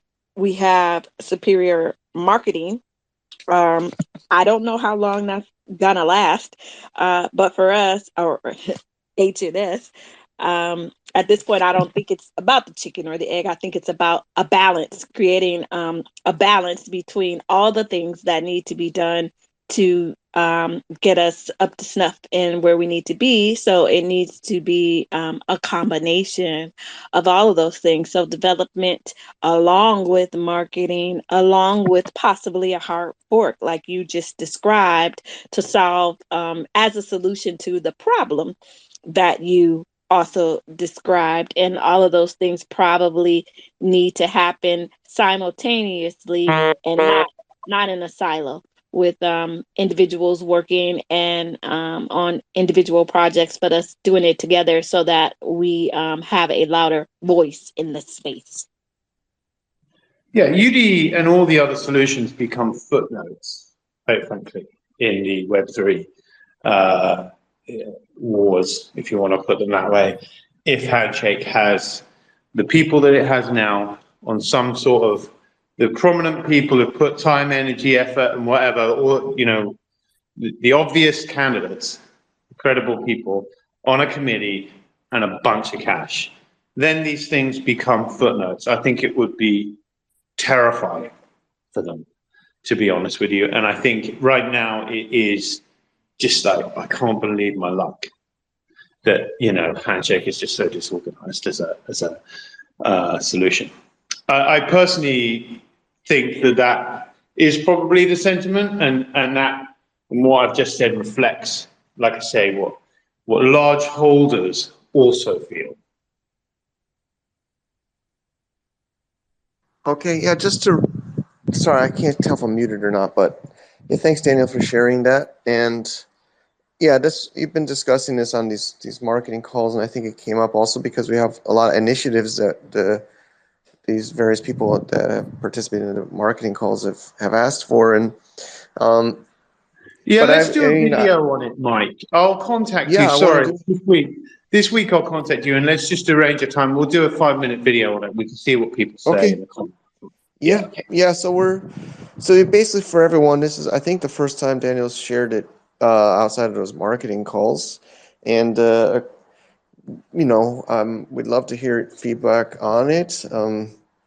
And of course, there's a long ways to go to make this happen if it's supported, but we want to make just kind of feel out what the community feels about that. But yeah, I also want to have Daniel on the SkyInclude channel to say it more. Yeah, like me. I think it was more than 5 minutes though, but say it there and also share it around other places. But I think this is the first time that you've publicly. It's true. It's correct, right, Daniel? The first time you said this in a public forum It's the today. first time I've put it out there in a public forum. It's here, yeah. And like I say, the important thing to recognize here is that it's really me channeling, because we'll go into this on the video, but the way in which I came into Handshake by Andrew Lee was just kind of create a point of market contact with a bunch of exchanges, investors, and media outlets and people.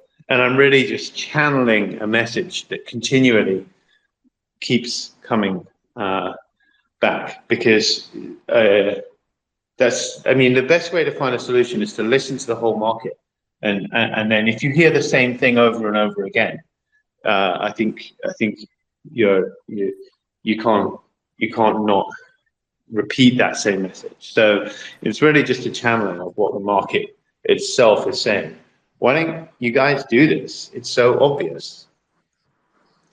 Yep, and just to also reiterate, it's been since earlier this year. I think you've been talking to investors in the Handshake ecosystem. You also shared about helping us as a community get on a listing. So you've been talking to exchanges and large investors, at least for most of 2023, and that's how you're collecting some of this information from larger holders and understanding what Correct. exchanges want. Coinchain, certainly Kraken. My feeling is Coinbase. Certainly Kraken would immediately list us if there was a hard fork. Okay, I mean, that sounds amazing. If that it's so, I didn't. That's the first time I've heard that. But yeah, I mean, Yeah, of course, this is a huge thing to discuss within the that's community. But yeah, I mean, maybe this is something needed, right? It's like maybe some change is needed. I think a lot of us should keep an open mind. it's something that everybody is saying. Why don't you guys just do this? It's so obvious, and it's going to be one of the top coins. So that's exchanges. Yeah, I've been talking since the very beginning of the year. The very beginning of the year, I had a discussion with Andrew Lee. He said, "What do you say? Want to try and help us?" I think he was looking for people to help kind of get it onto these big exchanges. And you saw I the think plan I put remember together. what happened. It's in the Telegram group. Maybe you Yeah. joined, or there was somebody was complaining about when Binance or something, or when Coinbase or something, and there's this like argument, as always, in the Telegram groups about it. And then I don't know, you and Andrew Lee were both involved in that exchange, and then I think he said if somebody wants to be in charge of listings, you know, That's I right. You can got it. help You got it. That's answer it. That's questions or something. And then you stepped up and, Yeah, and then I stepped up, and then I put together that plan that I shared in the listing group, the private listing group we have. That I think you, Noel, and Andrew are in, and then I went to, basically go and execute that. And so I'm bringing back the feedback that is coming from the process of that execution of that plan, if that makes sense to you. yeah, it makes sense. And I said it in our marketing call last week, but I'll say it here. There's been other people bringing this up over the years, but I Yeah. mean, some key points that I like, and I want to reiterate, you've already said them, but I want to reiterate is you are not trying to, put yourself in this foundation, whereas sometimes others bring this up and also kind of self-elect themselves to be like a key leader of this. So I like that. I want to highlight that point. And the other second point that I like that you had said was, I have to verify this, but I trust your point about the Bitcoin did have a foundation earlier on, and this could also be a temporary quote unquote centralized entity that could have an expiration date that's dissolved to go back to truer decentralization. And like you had said, and probably these big investors, and I've heard that story too, is decentralization is a process. We're trying to just, Handshake was just thrown directly into a full 100% decentralized from day one. So, I want to re-verify that. Maybe if you could find an article about the Bitcoin Foundation earlier on, maybe that could be helpful, because I feel like that could be a good way to educate the it was Handshake. Brock Pierce. It was, first of all, what was his name?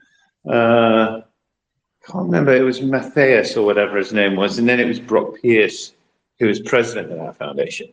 One thing that foundation was quite successful in doing, and that foundation really functioned as a kind of marketing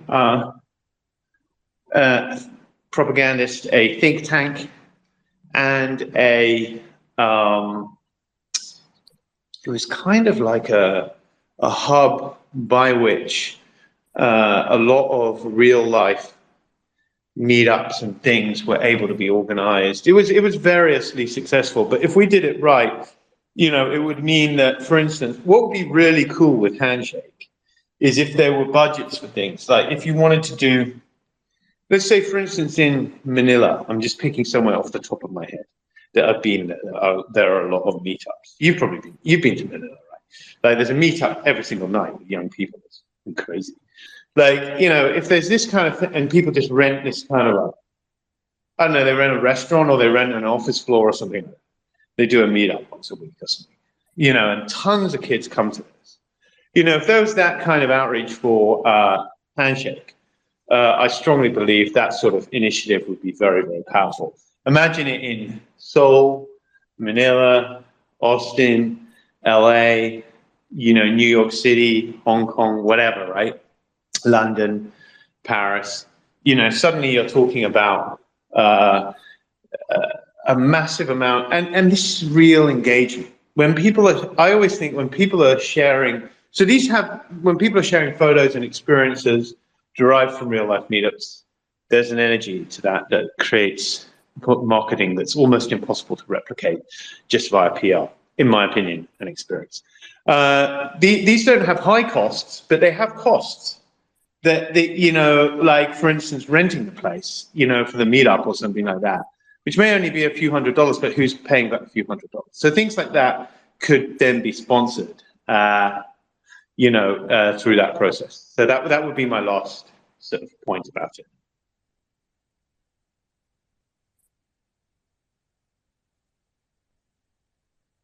Sorry, I'm muting and I pushed the button. I think maybe we can let others react, or if somebody wants to either on stage or step up on stage to give some points or feedback on this. Like maybe even Jordan. I don't want to put Jordan or Esco on the spot. Did you have a thought of this? I don't think it's a terrible idea. It could definitely be a good thing, but I can't really think of many people in the community that would be a good fit to like lead a foundation right now that are active, at least. I think when I first got involved, there were some people that I would have said would have been good for it, but I don't know. Nowadays, there's not many people left. I don't know who would run it. I think there are those people. I mean, there's Mike Chango, there's McKee, you can bring him back in, even yourself. I mean, I don't know, I think there is. I think Andrew Lee, if he wanted to. I think some of the original guys as well would actually jump back in if there was going to be this kind of thing, because they want to stay in that process, right? I guess we'd also have to outline what the role and responsibility and other parts would be, but obviously it's going to change. It's going to change the community, because then there would be probably it would be a kind of like a role, right? With there'll be some budget for that, so those people could spend more of their time on it. I think maybe it's a bear market. I don't think it's just Handshake community. I'm involved in many other crypto communities.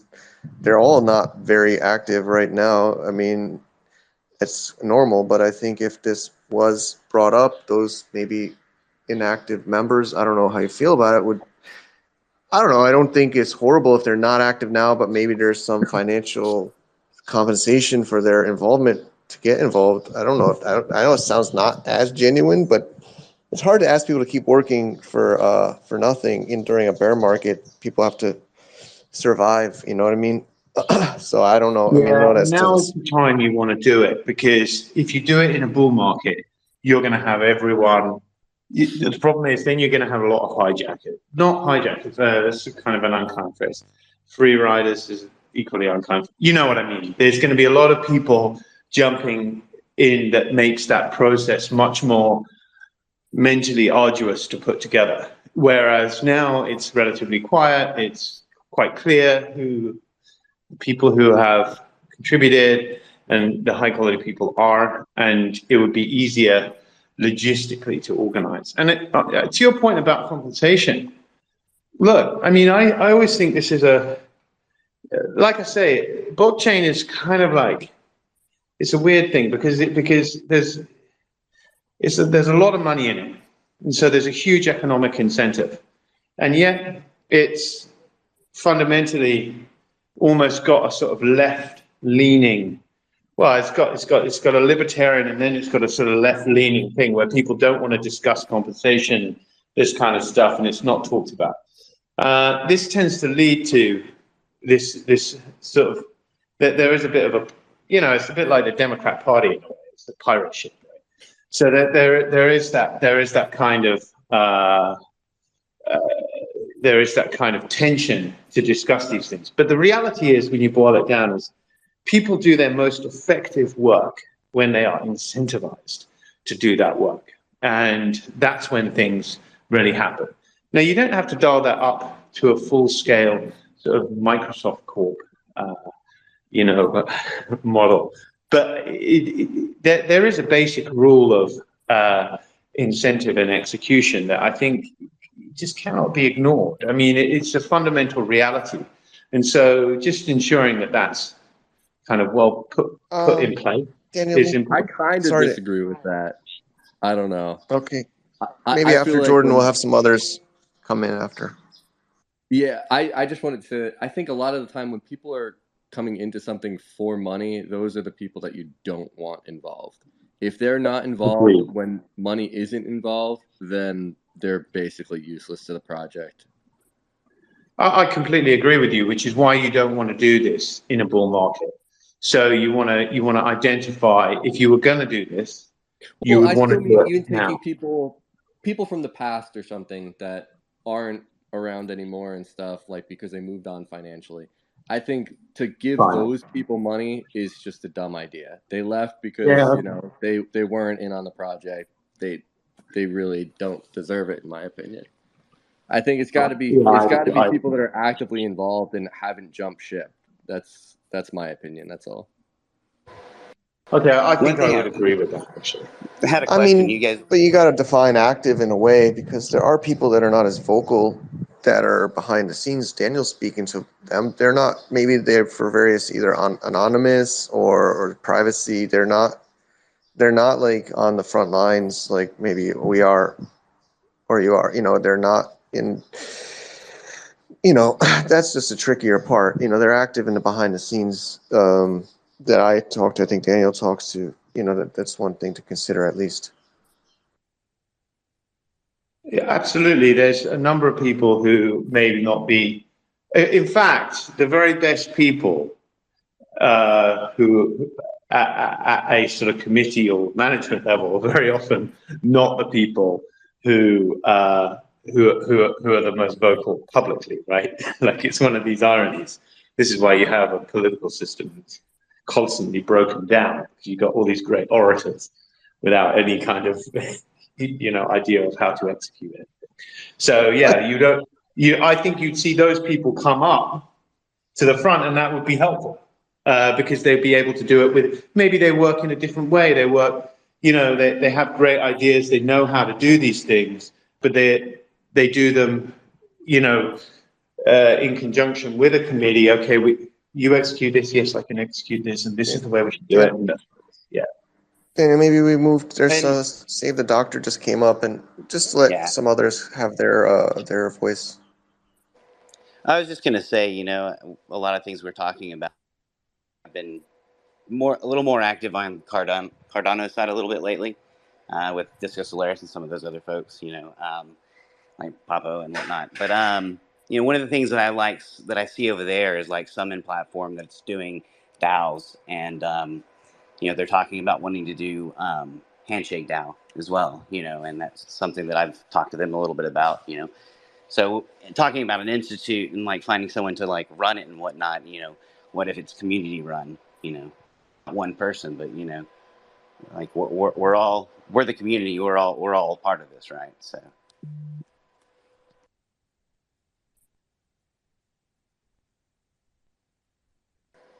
Really just kind of thought I'd throw that out there.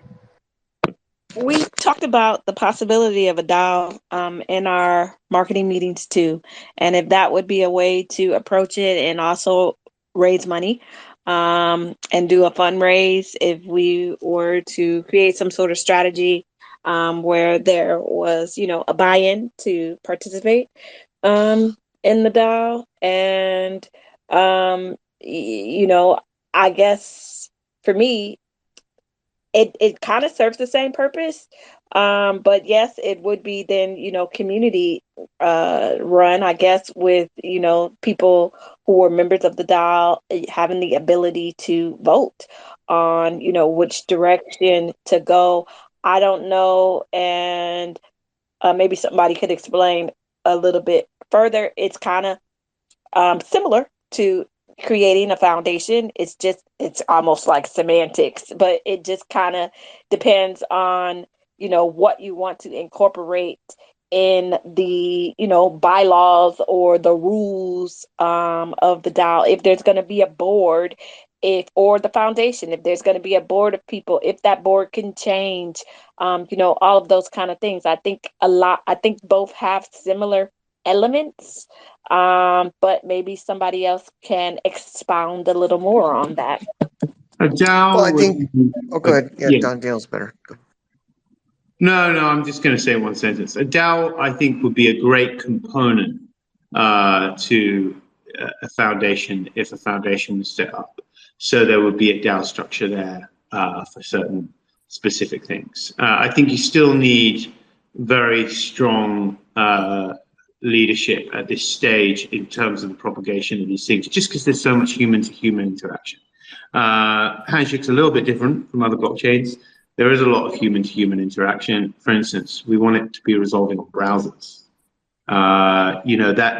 These browsers are, by and large, either foundations themselves, or the integrations are done either via foundations themselves, or they're done via private companies. So you need that point-to-point interaction. But that's not to dismiss the function of a DAO within a foundation, which I think would be valuable and valid.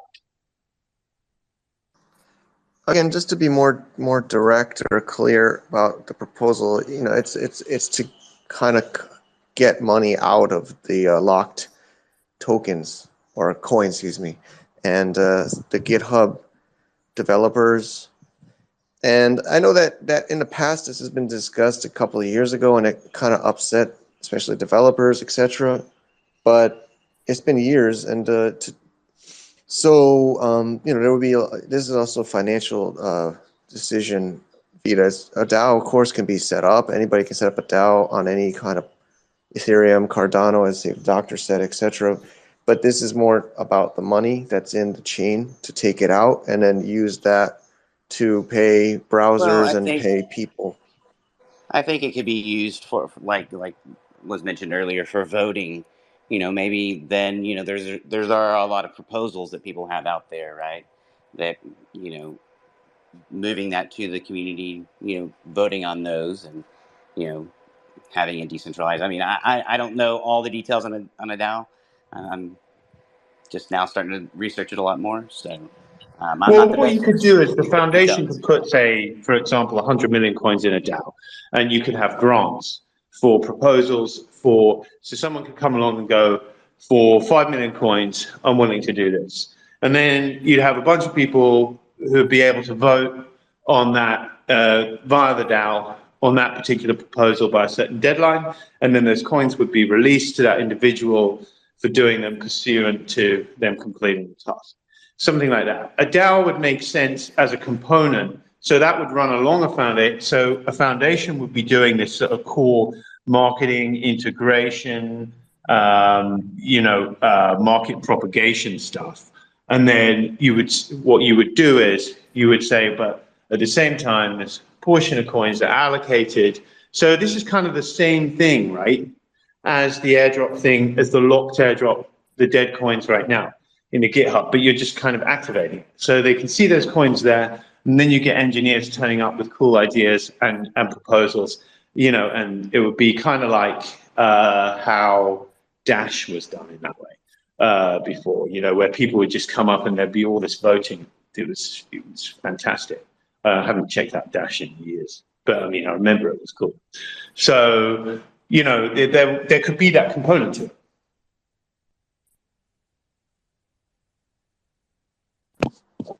Okay.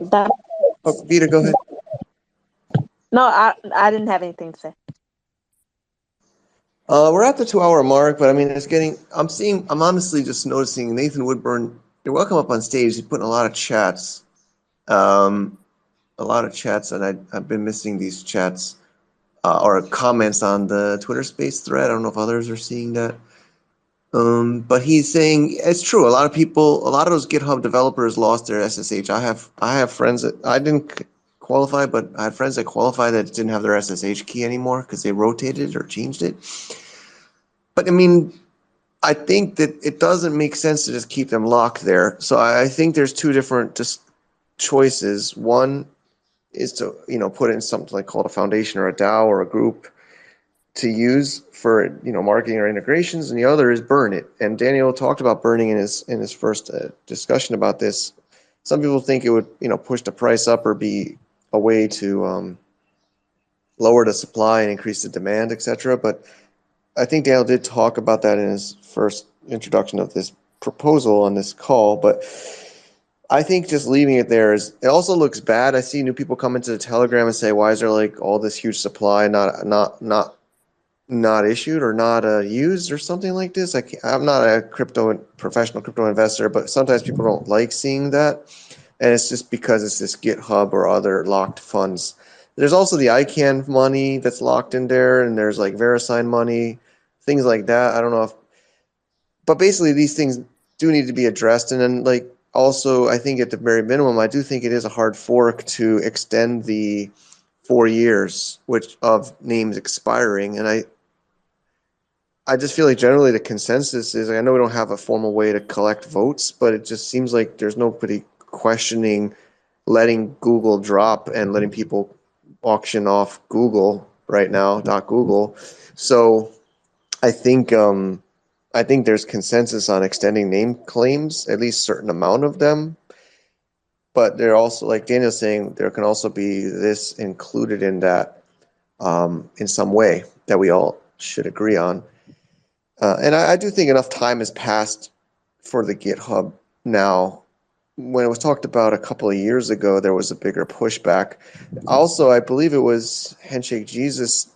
He was, of course, nobody liked talking about it, but he says, how about we make it where we tell everybody you got 6 more months to get your GitHub keys and get your money, or at least give people a time. But they would have enough time. This is not going to happen overnight, and there will be a certain amount of time people would have. And then we could even help try to get those developers that don't know about Handshake to do it before they lose their chance, something like that. But I do feel like something's got to happen with it. It doesn't even look good. It's just sitting there. How much is there again? Daniel, do you know that? Yeah, there's about, I mean, in airdrops locked up, there's about 600 million coins. It's a fair whack of coins. That's just for the developers? Yeah, it's about that. Hold on. Got it on a It's stat. 600 million? It's a lot, yeah. It's a substantial portion, 40% of the supplies. It's locked up at the moment. I mean, Okay, it can't be that much. That would be like 11.2 million. That's like almost. It is a lot. It's about. Is that really like the entire market cap that's locked up for developers? Okay, so yeah, this is kind of an interesting conversation. So when the thing was done, I'm gonna. Because wasn't like the actual Yeah. airdrop was only Okay, like here we go. 4,000 handshake or something like that. Let me tell you how it breaks down, right? Token allocation was 1.36 billion coins initially. That's what was allocated. So those are not mined, they're allocated. Yeah. So 2 billion minus 1.36 billion is what can be mined. There were 200 million mined in the last halving, in the first halving rather.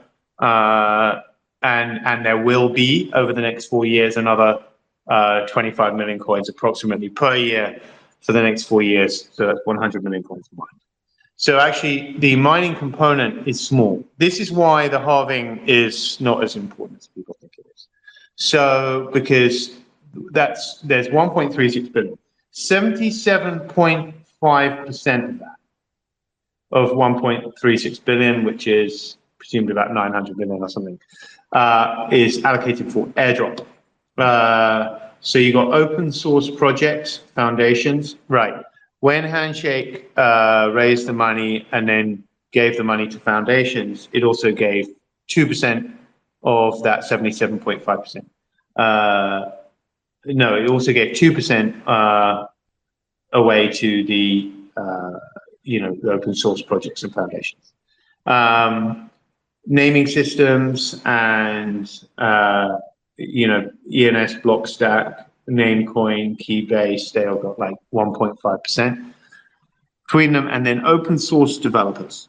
That is, open source developers is what we're talking about, is 67.5% of 1.36 billion. So there have been very, very few claims. So I'm not good enough at math to do that off the top of my head. But it is 918 million coins was allocated for open source developers. Of that 918 million, a very small number of coins, fraction of coins, have actually been claimed. So there is about 700 million odd coins. Yeah, Nathan shared a link in the, if people can follow. I'm not sure if I did the math right, but like roughly 91.8 million or so coins that would be. I might be missing a zero. 91, no, 918 would be. Because, yeah, you're right, 918 million coins were allocated for open source developers. Then you got 5% that's allocated of the 1.36 billion. So that's 17. That's worth like $17.2 million right now. Yeah, that's more than the overall market cap. How the fuck does that make sense? Well, because they're locked up. So that's not okay. So the market cap is the market cap is total of like available coins, like the circulating supply. Yeah, this is why when there's new investors that come into our Telegram and they're saying, why is there this billion that's not yet released? Well, yeah, that's the thing. Because, I mean, if the max supply is like 2 billion or whatever, and we have, I mean, literally a billion locked up basically for developers, that I still don't understand how it's that high. Because, like, wasn't the claim, like the airdrop was only like 4,000 or 6,000 coins or something. Like, that's like $60 across all the GitHub developers. Can you help me pin? I put a screenshot. Maybe pin it. But how many people are even eligible? Like, I used GitHub for a long time, but like, I never had followers on GitHub, so I wasn't even eligible. I feel like most people don't have followers on GitHub, so that 15 follower limit thing you're not going to get many people. I mean, that takes a small percentage of like, it's a tiny subset of like GitHub users, I think. Who follows I'm not sure how it's scaled, but I imagine that if you've got a larger number of followers, then you get more coins. But I'm not sure of that for certain. I don't think so. I had friends that were able to claim that were they got their claim. How much did you get in terms of coins? I bought it from him because the dude didn't want them. I think it was like 3,000 HNS or 4,000 HNS. Yeah, that's what I'm saying. I believe I'm going off memory here. So if we talk about, or rounding this back to marketing, one of the things that we said early on was also figuring out who our target markets would be. And, oftentimes people were talking about, marketing to the normies or whatever and for adoption, but also because we were focused on, building, we had determined that, one of the core marketing targets would be developers, and coming up with ways to get them interested in HNS and why they should be interested in HNS, and the fact that we just went through this whole exercise to talk about the amount of coins and the amount of people on GitHub who have not even claimed their coins, actually speaks to the need and the urgency to do that. So when we're having our marketing meetings, I think that this should be one of the topics that we talk about, because this could help solve some of the problems, twofold with, in terms of the coin supply, the liquidity, and also getting more people excited about building on Handshake and coming up, with new things. How does one get involved with those meetings? We don't have we should make a clear process, but it may be messaging Vita or me or to SkyInclude and account. And I just pulled out the airdrop thing, by the way. Yeah.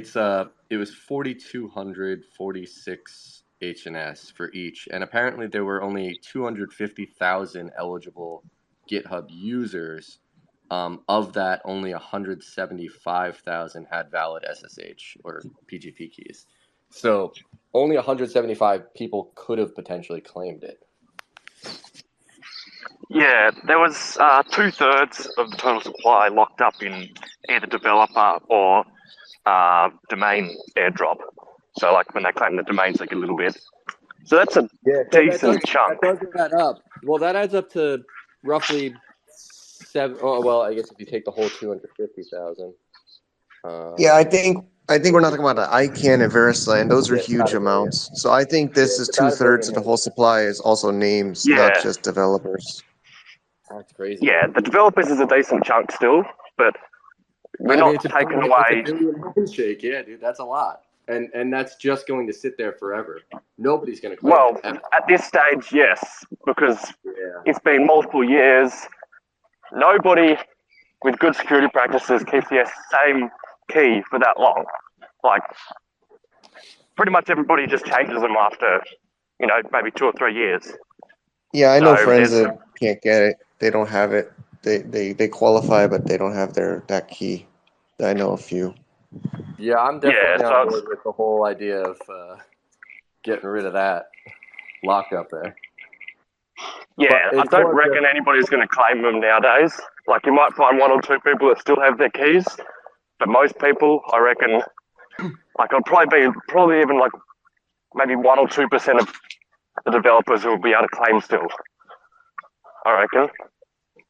Yeah, which is not worth locking up a billion. Yeah, I mean, this was brought up like in 2021, like early 2021, like around the first HandyCon. I felt like then it was a little bit too premature because there was maybe a chance, but now it's been like 2.5 years since that discussion.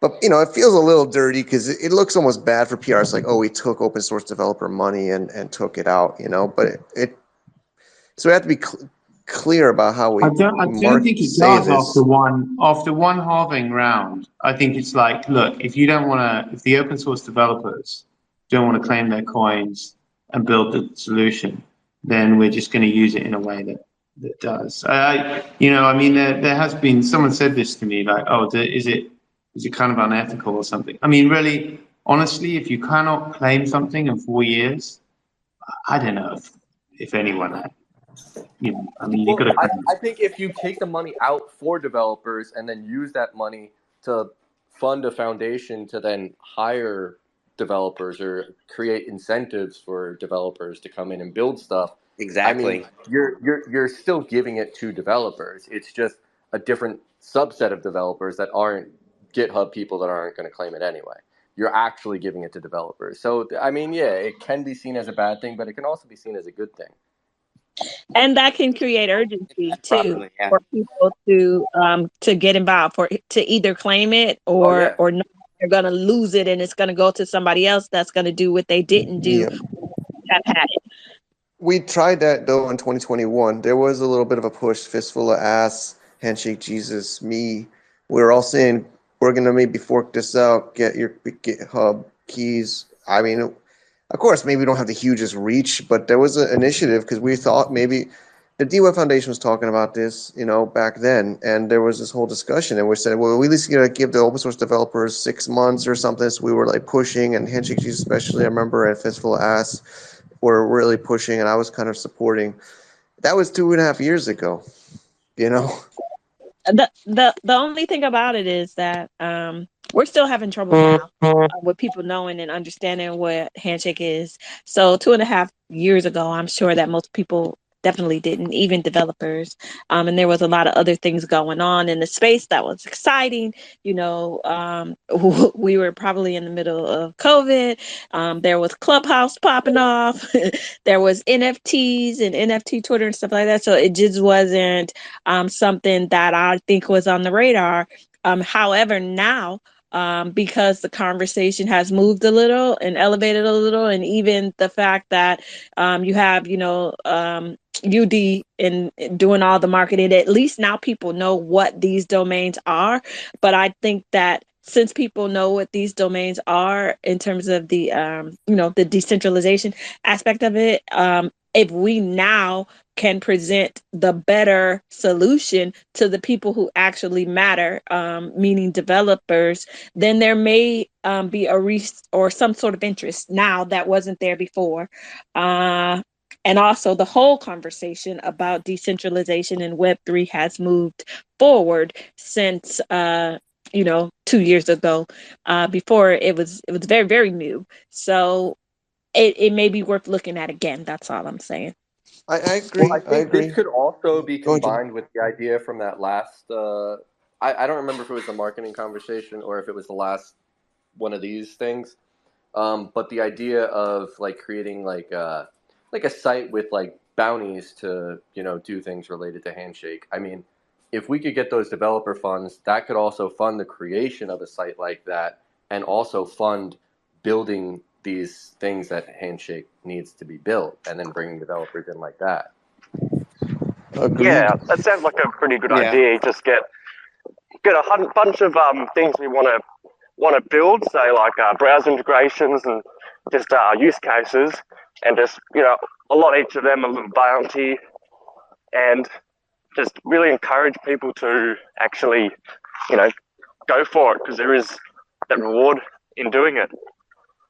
Exactly. I mean, if you have a site of bounties, and you could say, hey, if you build this resolver for Android, you'll get 10,000 Handshake, or whatever the hell the amount is. But and then you can claim it. You can then, I guess, post that you did it. If enough people vote and verify that you did it, then the coins get released. Like, it could all be automated too. It'd be a really cool system, and it would definitely bring people. Yeah, but we'll probably have to have some sort of DAO behind it, just to verify and orchestrate it, because we don't want to have to hard fork in every single bounty. That'll just be a nightmare. Oh, obviously, but yeah, it could be mostly automated, but like maybe a simple community review before the funds actually get released. Cybersecurity space that have been asking me about any type of bug bounties within Handshake. They're chomping at the bit to do some testing, but they're wanting to have some reward. Yeah, I mean, Yeah, there's just got to be that more could be a really content. useful. That could be like a super useful thing to have. Just if there are Exactly. any bound bugs, because I have had like about 10 or 20 people actually email me. I don't know how many are just there to get money or actually like legit, but they are just is there any bounty for problems with Handshake or Namebase? But trying to get people to be engaged would be be really beneficial, I reckon.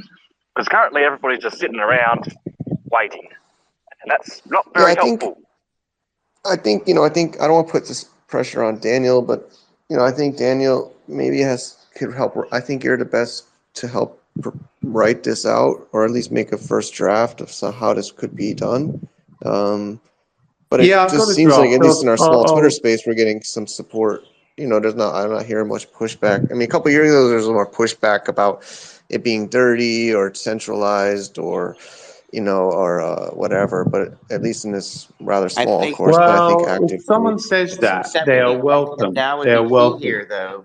If someone says that, they're welcome to put a foundation in place themselves with $10 million in it. And it's okay. I mean, I think everyone would be very... So for critics of this, they're welcome to put up the money themselves.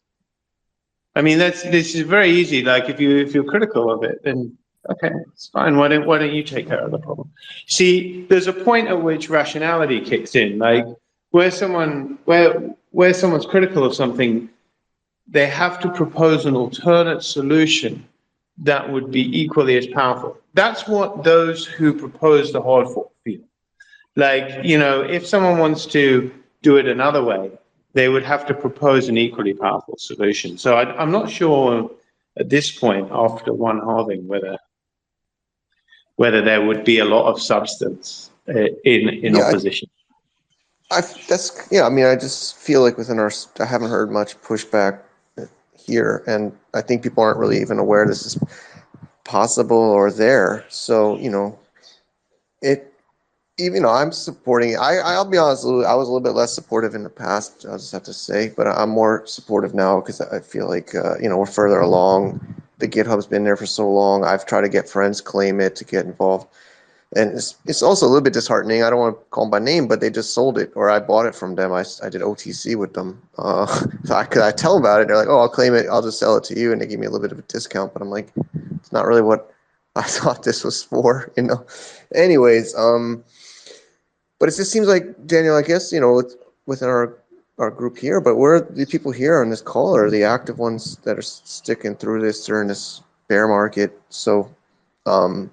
Maybe Daniel, I hope we can do a video recording if you could write it up, or I could. I'll send you a proposal. I tell you what, I'll send you the proposal I've got. I'll just look it through and copy it. It's only a page long, and then we can offline after this.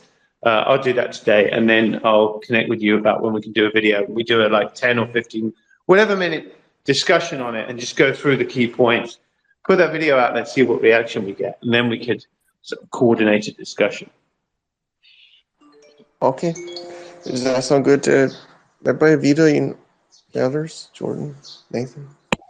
Yeah, sounds pretty good. I'd suggest putting some sort of discussion forum sort of thing so we can get people to chat about specific stuff, whether we're going to give all the money directly to the foundation or if we're going to leak it out over, a year or something like that. Stuff like that would really help with the community chat. At the current price, it's worth like $17 million or something. It definitely should not be put out right away. It's got to be over time. Yeah, so stuff like that, which isn't a yes or no sort of thing.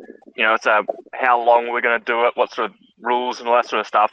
We really should have some sort of chat forum where people can just voice their ideas.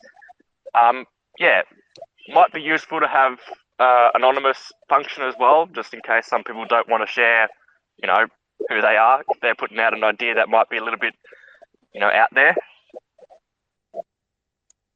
I mean, in the past, the community used GitHub proposals, but I know a lot of people are not so active on GitHub, but I believe that's a lot of how some of the some of these discussions and proposals were made and commented on by the You could do it community. on internet chat and then just use a random bullshit SLD, and then you're anonymous. Well, Yeah, I want to you support can that, get but a free.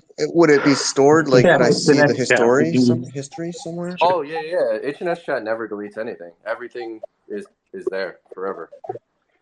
Is there an option that you could create a separate chat thread or whatever, and then Yeah. save that externally for everybody to view via other means as well, such as it'll post it to like a GitHub repo or something like that, so that we can Yeah, I could have do something like that. concrete, just so it's really transparent. You could actually like see how everything's going to go. Yeah, I mean, I actually thought of for a while of like having like a button to just like download an exact or like export like a chat history, like a specific channel. So I mean, like that sounds really good. Yeah, that could be something that comes into play here. But yeah, I mean, I just think like because like Mike said, like to be anonymous, I think at least I don't know any other options right now besides like signing up for random bullshit accounts on Discord or GitHub or whatever. I mean, at least HNS chat, you can just add a SLD with a bullshit name to your account and use that. So and that's as anonymous as it gets. Like you could have. That'll actually probably be really useful to vote as well, because you could then like vote on things with a SLD, or actually probably better with like a TLD, just to say, hey, I've actually got a TLD. I'm not just, as long as they've got some way of hopefully getting some sort of only able to vote once idea, but I'm not sure how we're going to be able to do that with it staying if anonymous. there's actually a foundation, I mean, we could make like have a TLD for the foundation, give out SLDs for the foundation members, and then literally a bot can just count votes or something. You know what I mean? Yeah. Because if you're chatting as one of those names on that TLD, you obviously are that person. You have access to vote, and you can only vote once with it. You know what I mean? Yeah. The thing is, if we do this before the foundation say, to vote on specifics of the hard fork, how are we able to get them to vote without having people vote 10, 20 times, I think there's two phases. There's one that's just, at least how I've seen it in Handshake, is just consensus, just to get comments and see the general reaction. It's not like a vote. It's just like somebody makes a proposal like in GitHub, and there was like just comments back and forth, and then we kind of would just feel the room, and does it seem like people want this? Because 2 years ago or so, people were seemed like furiously against something like this a couple of years ago. I feel like, but at least in this, a smaller group. I think there's a way to keep it completely anonymous. To be against it, but at this point, dude, we're years in. It's not reasonable to be against it anymore. Yeah, I agree. I also agree with that, because I was somewhat against it then. I'll be honest. I would have been 2 years ago too if I were around, But at this point, dude, it's clear everyone that's claimed it, or 99.9% of people that would have claimed it have claimed it. So it's time to do something with it to actually, get people involved, because that airdrop isn't doing it. And we're not just burning the coins. We are putting it towards development. It's not as if we're going to a different cause. Oh yeah, so yeah. The idea of the same sort of idea. Would be terrible. As far as a name, a SLD for something like this, I think I have Shake Club. That might work. I think I have that. And the only thing I would say or add to this, with regard to taking a vote, Jesus, the handshake emoji. That would be a real good one. Or Handshake Foundation, something, it doesn't really matter. Yeah. Maybe Daniel, could you help us? I mean, or others. I mean, the reason there's no DAO, or this is not proof of stake, and that's why there's no real voting, and it's similar to Bitcoin. But I guess it's really the way is the miners are the ones that are really in control, and then if the hard fork, basically the miners have to use the new code and so if enough miners don't switch to the new code, the fork, or it'd be splitting, it has to be enough that's agreed to switch to the new code of the mining. Again, I'm probably saying this all wrong, Yeah, but we need the miners, the node. basically it's up to the miners, really. Yeah, they have the final say. Yeah, and the exchanges and all that need coordinating. I think the but this could miners, also help miners too. I mean, you could help it should do. fund mining software and stuff like that too. So Yeah, I mean, it Yeah, should. I'm just saying about the technicality, but also just we have to make sure that. But I think they would also be on board. Of course, a lot are Chinese, as you may know, or it's made lots. But I think if you explain to them, it would get, the miner community also would, I think, support this generally. We can figure out a deal with Bitmain as well, or figure out what they're, and whether they were, because them right Yeah, well. I mean, they've been active. The HandyCon they came, and I met one. I think there's others. Maybe some of the higher ups too. But I think. But yeah, I think they would be supportive of something like this. I'm just saying we have to also make it clear to them as a minor community. We're more, I guess, not. Of course, some of you might be mining, but I mean, I guess, Daniel, how do you think we get consensus on this? I mean, people talk about DAOs and votes and websites for voting. I mean, is that what we should do?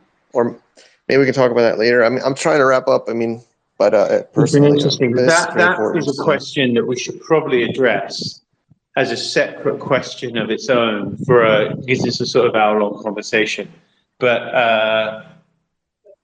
I mean, so there's two components to this. One is the hard fork, and then if you're going to put together a foundation, you're essentially going to have some sort of election process, which would be where the community was involved, or the TLD holders or whatever, where they were electing foundation people, presumably. I imagine we would. I tell you who we should talk to is Noel. I'll talk to Noel about Noel and Andrew about this, because they would have. Noel has a good insight into the mining side, right? Or am I wrong? He's pretty active in Texas. I think there's just a bigger mining community, and I think he's active there. I mean, I have a couple miners, just the HS boxes. Okay, great. Great. That's fantastic. And we would want to try and get a commitment. I tell you what we want to try and do. We want to see, like, if we could get see all of these things. If we do this, we want to try and see if we can get commitments, so we're very certain of where what the minimum amount of hash power is going to be, and we want to try and bring that up after the hard fork. We also want to use a little bit of cash to create. The foundation wants to actually buy HNS coins, ideally every single day, so that there is a market. So it's just buying back the coins. That's very helpful because that will get hash power up, right? As there's that buying in the market, there will be more miners, and then that becomes, obviously that reaches a limit at some point, but it's helpful for them. So all of these things, I think they would be broadly supportive of. I just wanted to say I have to run, and I wanted to. Yeah, I think we should wrap up. But for the I was going to say this conversation could just go on for another 2 hours. Yeah, it'll never end. But I think there's also going to be a recording of this. People are listening. There's a chunk of people that will listen after. But I think this, it seems just generally, it seems like at least there's like 20 or so people on the call. But the people here are pretty active, and I think their voices are important. Well, let's just kind of get some feedback on the recording, and then we can all think about it. Daniel, I think, will help write it up. I'll bring him on the SkyInclude YouTube channel soon to also make a video to explain it.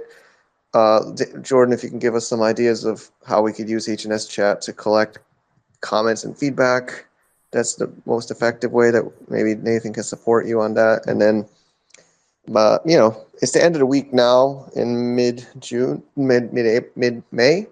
So, hopefully maybe next week or so we get some more content and information out for people to digest and respond to. But I do feel like it seems like we're all kind of agreeing, and I think it does seem like it's needed. Yeah, it's the right time. Just after the first hard fork, with the coin price at an all-time low, and there being still sufficient engagement with everyone to, really kind of take this to the next level. It's a great opportunity. All right, great. So thank you everybody for listening to this Twitter Spaces Handshake Mastermind. Thanks Vita for co-hosting with us. I appreciate that, and everyone else for your input. And let's stay positive and keep pushing forward.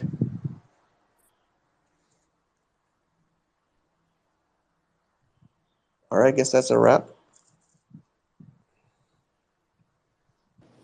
Alrighty.